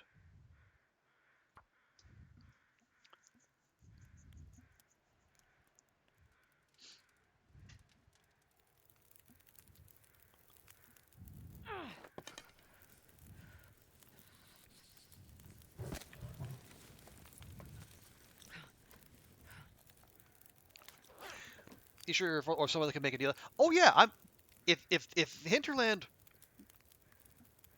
I'm sure there'd be no shortage of ways they could make that happen because they know like the interest in the community is there.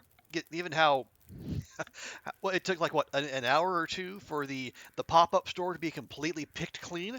I would hope they know, but at the same time, they're a small studio, and I don't know how much of their staffing is devoted to like marketing and merch and whatnot versus people who are out there just making the games.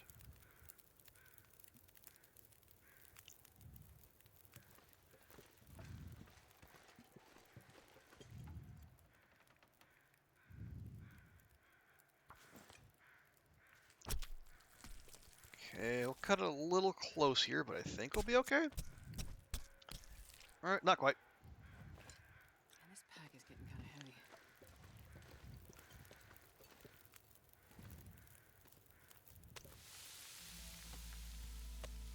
There we go. Yeah, no sense bringing down a wolf if we're not going to make use of it.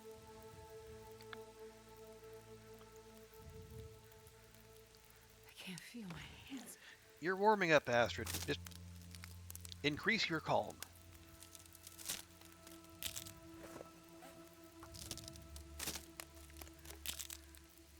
But yeah, like the thermal flask, like those prints of the Desolation Point or the coastal highway, like those like the prints you see in the terminal.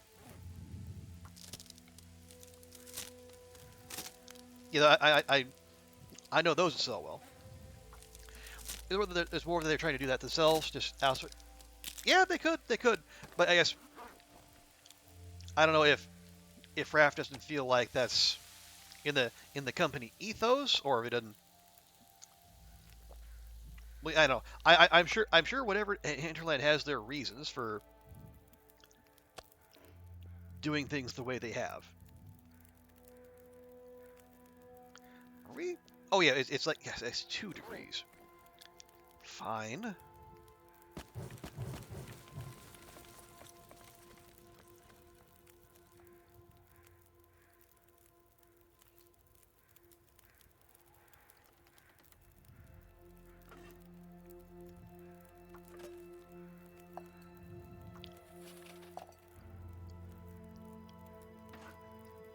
Okay, there.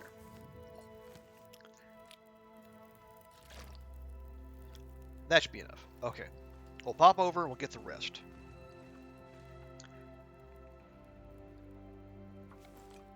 But yeah, it's...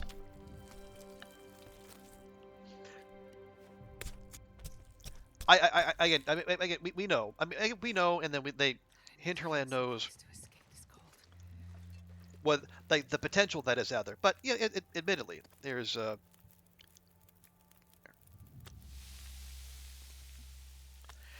if it was that easy, presumably they would have done so by now. So I'm sure there's something, or they don't think it's worth their. Again, it feels weird to say they don't think it's worth their time. It's like at core, Hinterland is they are a for-profit business, right? And what is a for-profit business there to do but make money? Now, make money living by their values and making good games and whatnot, but still make money.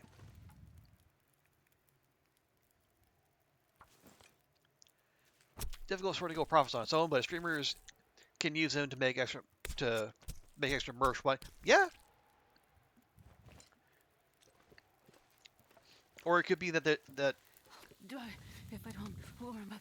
rather Raph is just picky about who he works with. They want to make sure that they whoever makes their stuff is like they provide the workers good working conditions and like their fair treatment. They're not sourcing their ingredients from places that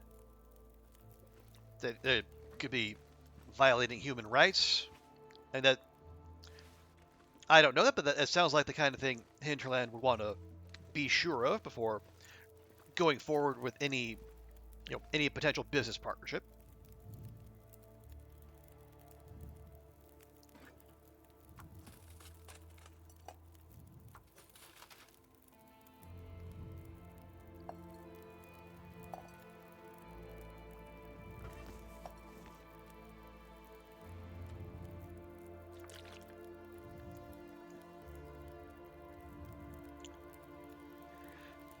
Or again, they might just not want to, and that is as valid a reason as any. Maybe not the most understandable, but it's they have the right to devote their resources wherever they think best. Even if we as the player base and their supporters do find it My fingers are numb. more than a little strange.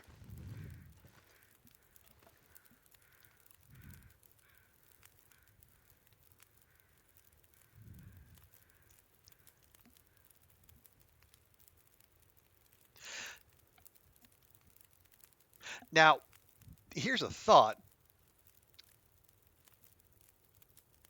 What if they're holding back on it until episode 5 comes out? Like a lot of the streamers of size and people who have been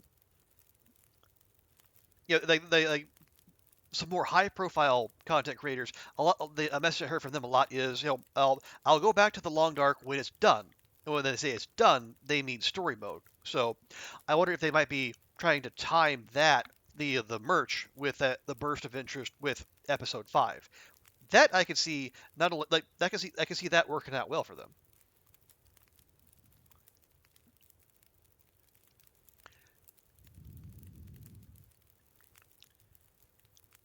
So you have a bunch of people not just going back to the game, but also a bunch of people playing it for the first time.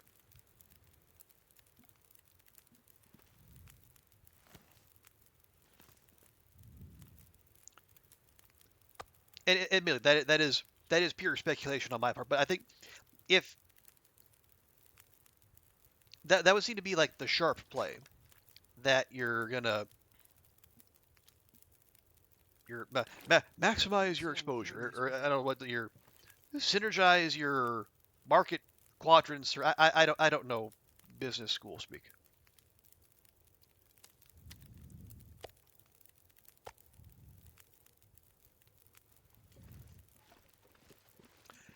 Sort of thing. Kinda, yeah. In the sense that you're, like for us, the people who have been with the game for years, it's like it's the end basically. But for a bunch of people who either saw it in early access and then said they'll come back to it, or people who've never seen it at all, that it is new to them.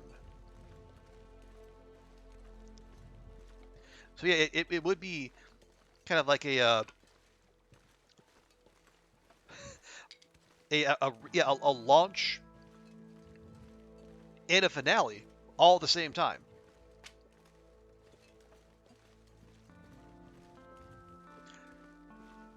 Which is weird, but it also kind of makes sense.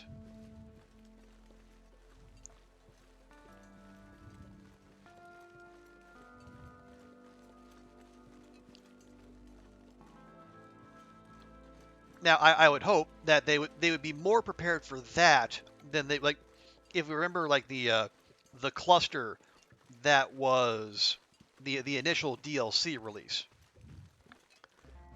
So I would hope they would have their business end ducks in a row, and maybe, just maybe, not release it in early December, and then feel like you're under the gun to make everything as good as possible before you send people home for the holidays.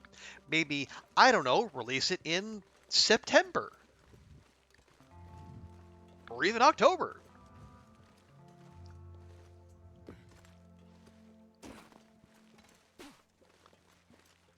Hey, long hauler, welcome back. I mean, they have the DLC. Yeah, but do we don't know that there will be more DLC on the way. It could be, though. It could be.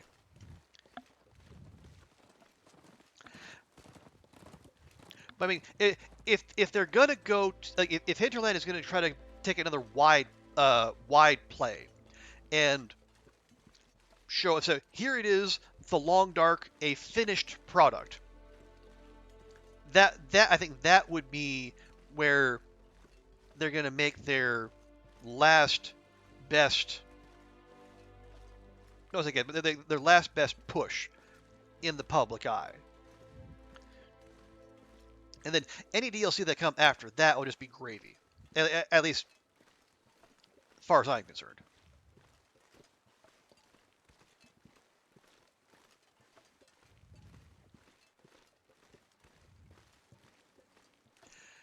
You did a planned December launch, but took more time.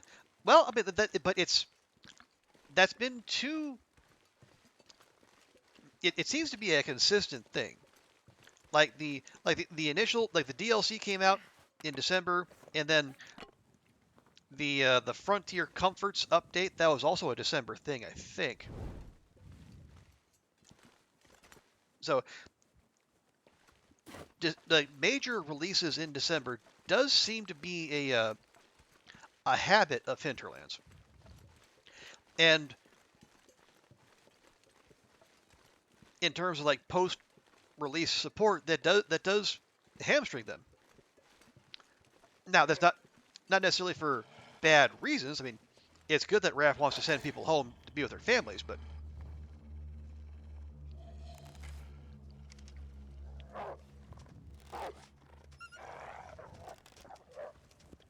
there are trade-offs. I hate that I keep having to cycle through all my damn weapons.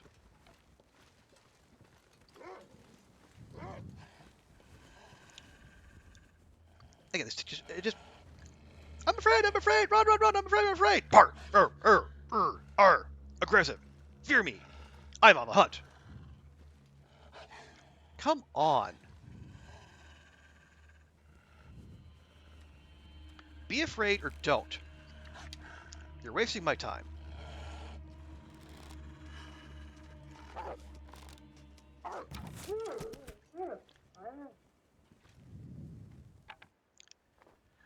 I just think that the DLCs don't really matter to game sense. Well, yeah, the survival mode ends that way, or long hauler.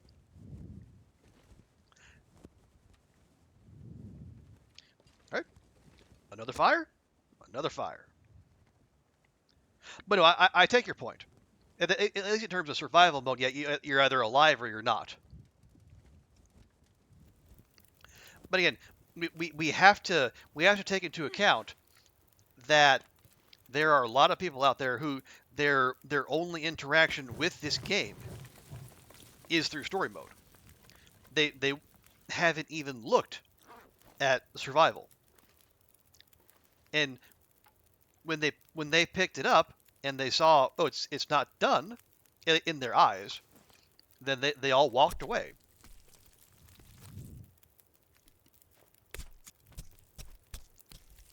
And like those of us here, like on this channel, in the Twitch TLD community, we are the minority. There's way more people out there who either haven't heard of this game or they only know it as an unfinished.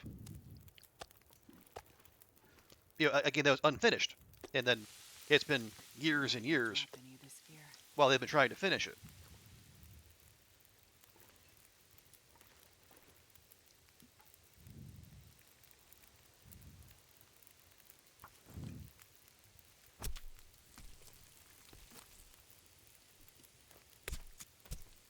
Now, I would be delighted if we could get those people who have been waiting all these years. If we could, bring them into the fold, then get them playing on a regular basis. But we had to allow that not everyone is all in on the survival experience the same way we are.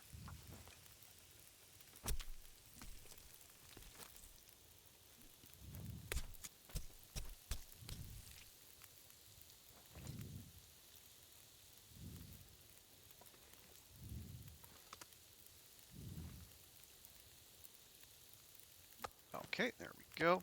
I did leave some. Okay, good. Okay, full one, yes. Full one, yes.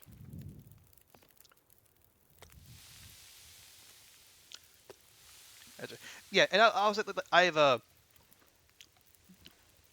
fire. Okay, fire's got an arrow on it. That's good. Yeah, because I've been on channels where people get like several hundred viewers a stream, and I've been trying to talk up the Long Dark to them, and they say, "Oh yeah, that the game is really neat, but it was unfinished." And I guess I'll look at it again when they're done with it. And you want to go to them and say, "Yeah, maybe story mode isn't done, but story mode's not the cool part." But that's how we see it. It's not how they see it. This pack is getting kind of heavy.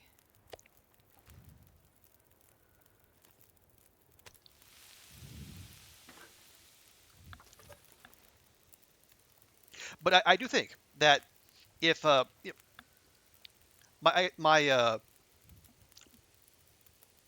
kind of working idea, and I talked myself into this, but my thinking is that maybe Hinterland is holding off on the merch store, the thing we've all been demanding, until episode 5 comes out, and they can coordinate that with try to go a bigger public release saying, hey, here's the Long Dark as a finished product, and then try to ride that extra interest from new and returning people, as well as the those of us in the community who maybe be looking at this as a grand finale. And like TX was saying, there could be DLC in the future, but it's also just as likely that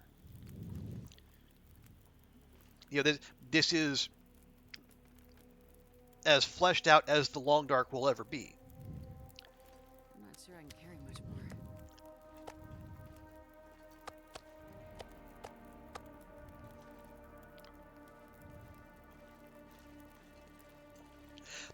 You know, if they stop after the last bit of the DLC and episode 5, I'll be happy, because it's a hell of a game, and I'll keep playing it.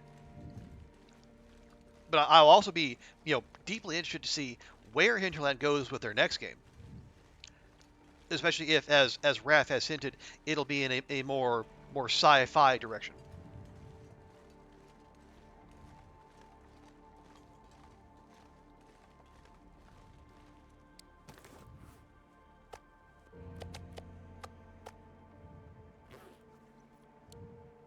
Actually, give me one more of those. There we go. Oh yeah, they got to keep the lights on. Okay, God, that was a concerning hiccup there. Okay, so 4 more guts and then 2 more wolf hides.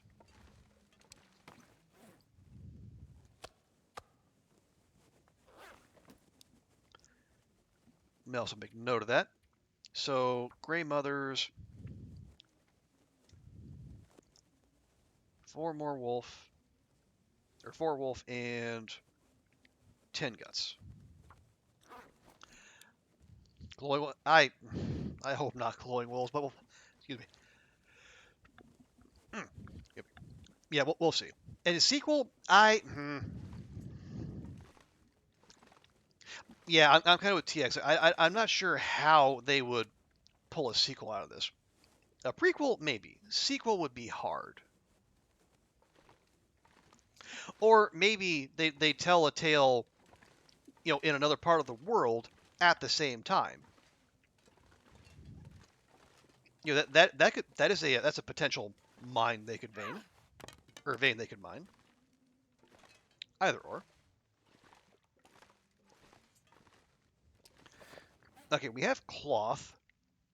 Let's do some quick repairs while we still have sunlight.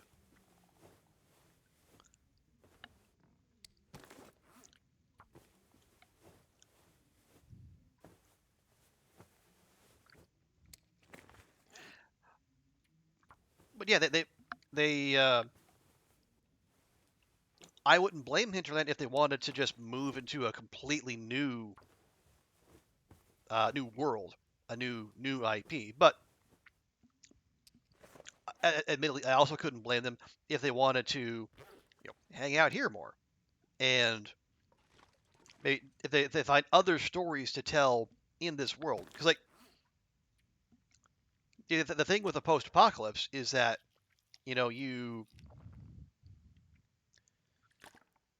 it's happening everywhere. So they're all as wherever there are people, there will be stories to tell.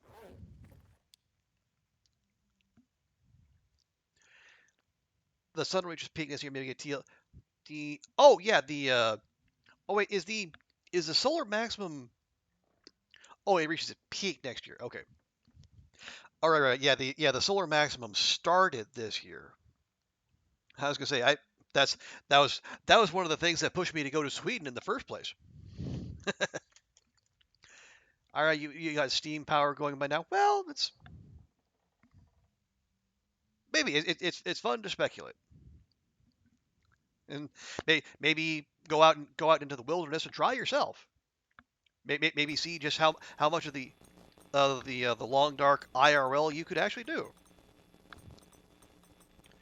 Okay, yeah, I figured there was an aurora coming. It's one of the reasons we want to get back with the quickness.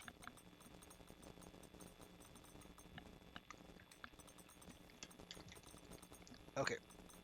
Actually, with that, is there more repairs we want to do? That's only going to get us like 0.3 degrees. I don't know. I don't think that's worth it.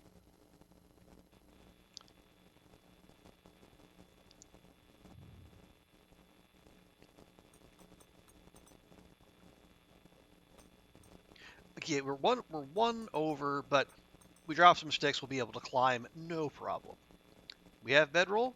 We have bedroll. We have pots. We have pots. Good. Okay.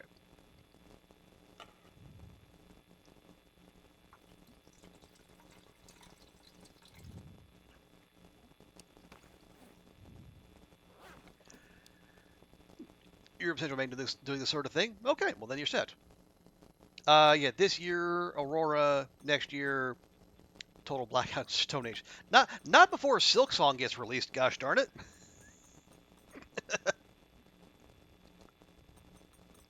There's still so much more we have to do as a species.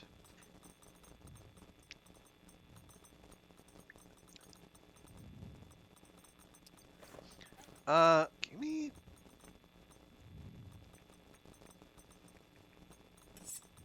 Yeah, we'll go ahead. We'll do a little bit there. Just to make Astrid a little bit more tired.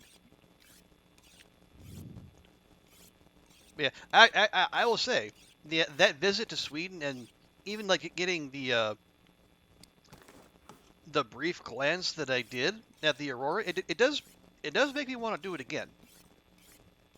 Although, what I would probably do is I might see if I can find a way to see the aurora australis,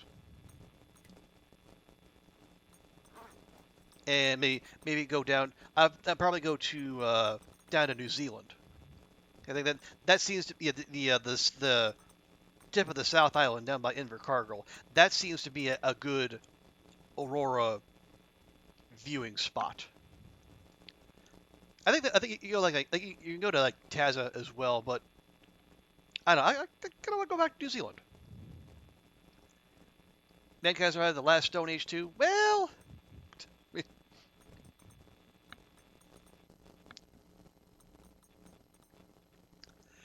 your hobby is blacksmithing. Actually, going to be Viking. Hey, well, good. If things really do go to crap in a TLD kind of fashion, those will be very good skills to have.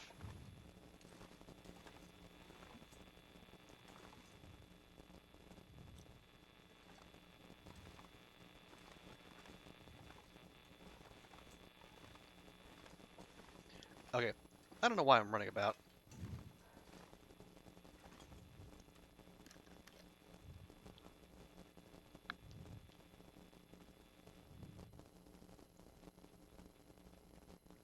Here we'll go. We'll yeah, because Astrid she's only like 50% tired.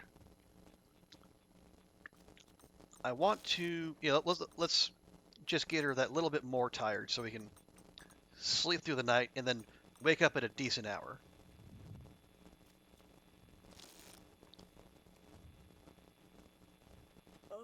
That's fine. Yes, shush. Drink your water.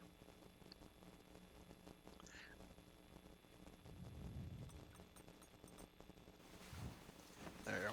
Then we can get that crackling to go away too. That won't hurt either. There we go. Nice and visible.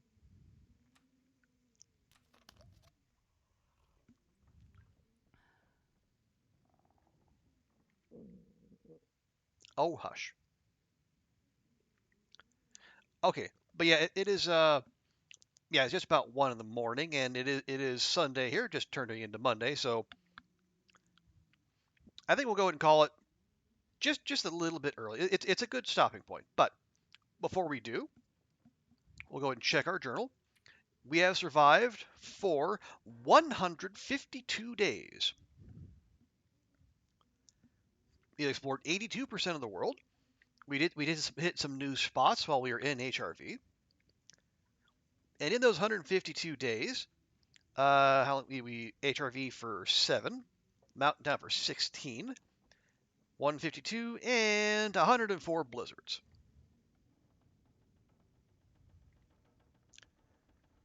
So we are still very much on our blizzard every day and a half pace.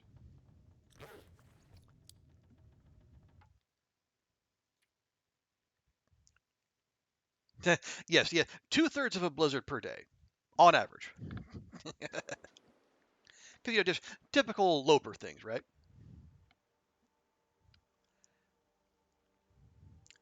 Okay. But yeah, as I said, we're going to call it there. Folks, thanks to everyone for hanging out and chatting tonight. Thank you, Ruak, Long Hauler, TX. Also, TX, thank you for the resub as well. Really appreciate that. And Trash Mammal. We'll read their entire name. Appreciate the follow from them. As well as from Evan, 14222.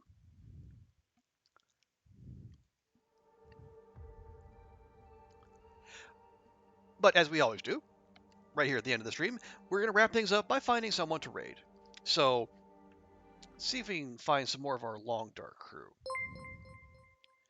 Or we might, just as we're signing off, get raided by Nifo. Oh, Nifo, thank you so much for the raid. I'm so sorry. We're about to sign out. Please, Nifo Raiders, thank you so much for joining me.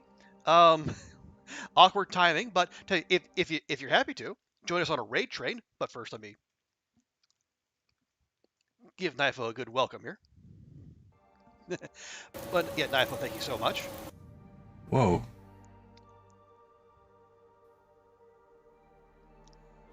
Oh, come on, Clips. Work, won't you?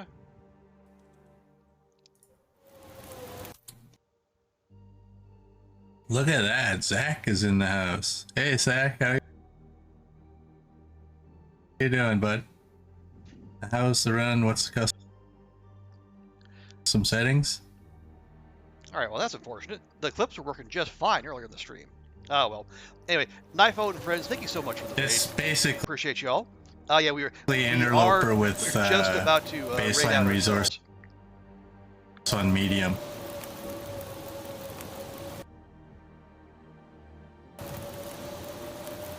All right, let's get going here. So I'm not allowed to say backpack or bag in my intro. Thanks, Oliver. Yeah, my pleasure, Nifo. You are responsible for this, by the way. So know that. Here we go. Zach's video is the committee. Yeah. You know, Zach is a good. Welcome to my custom Interloper run. I'm Nifo29, and here's what's in our sexy sack.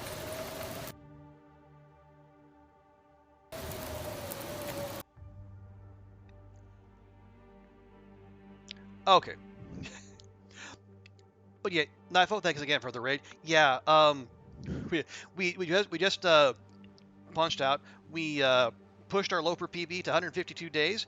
We fixed the Milton Tower, got the HRV bunker. We finally found a regular bedroll, so now we don't have to lug around the bearskin bedroll anymore at like 35%.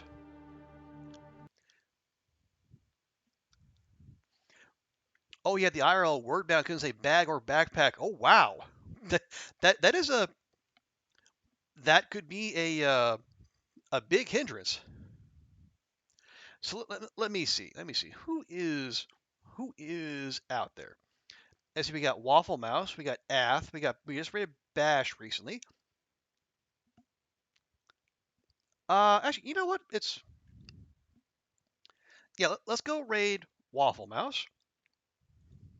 She's doing her librarian challenge, and she seems to be doing quite well with it.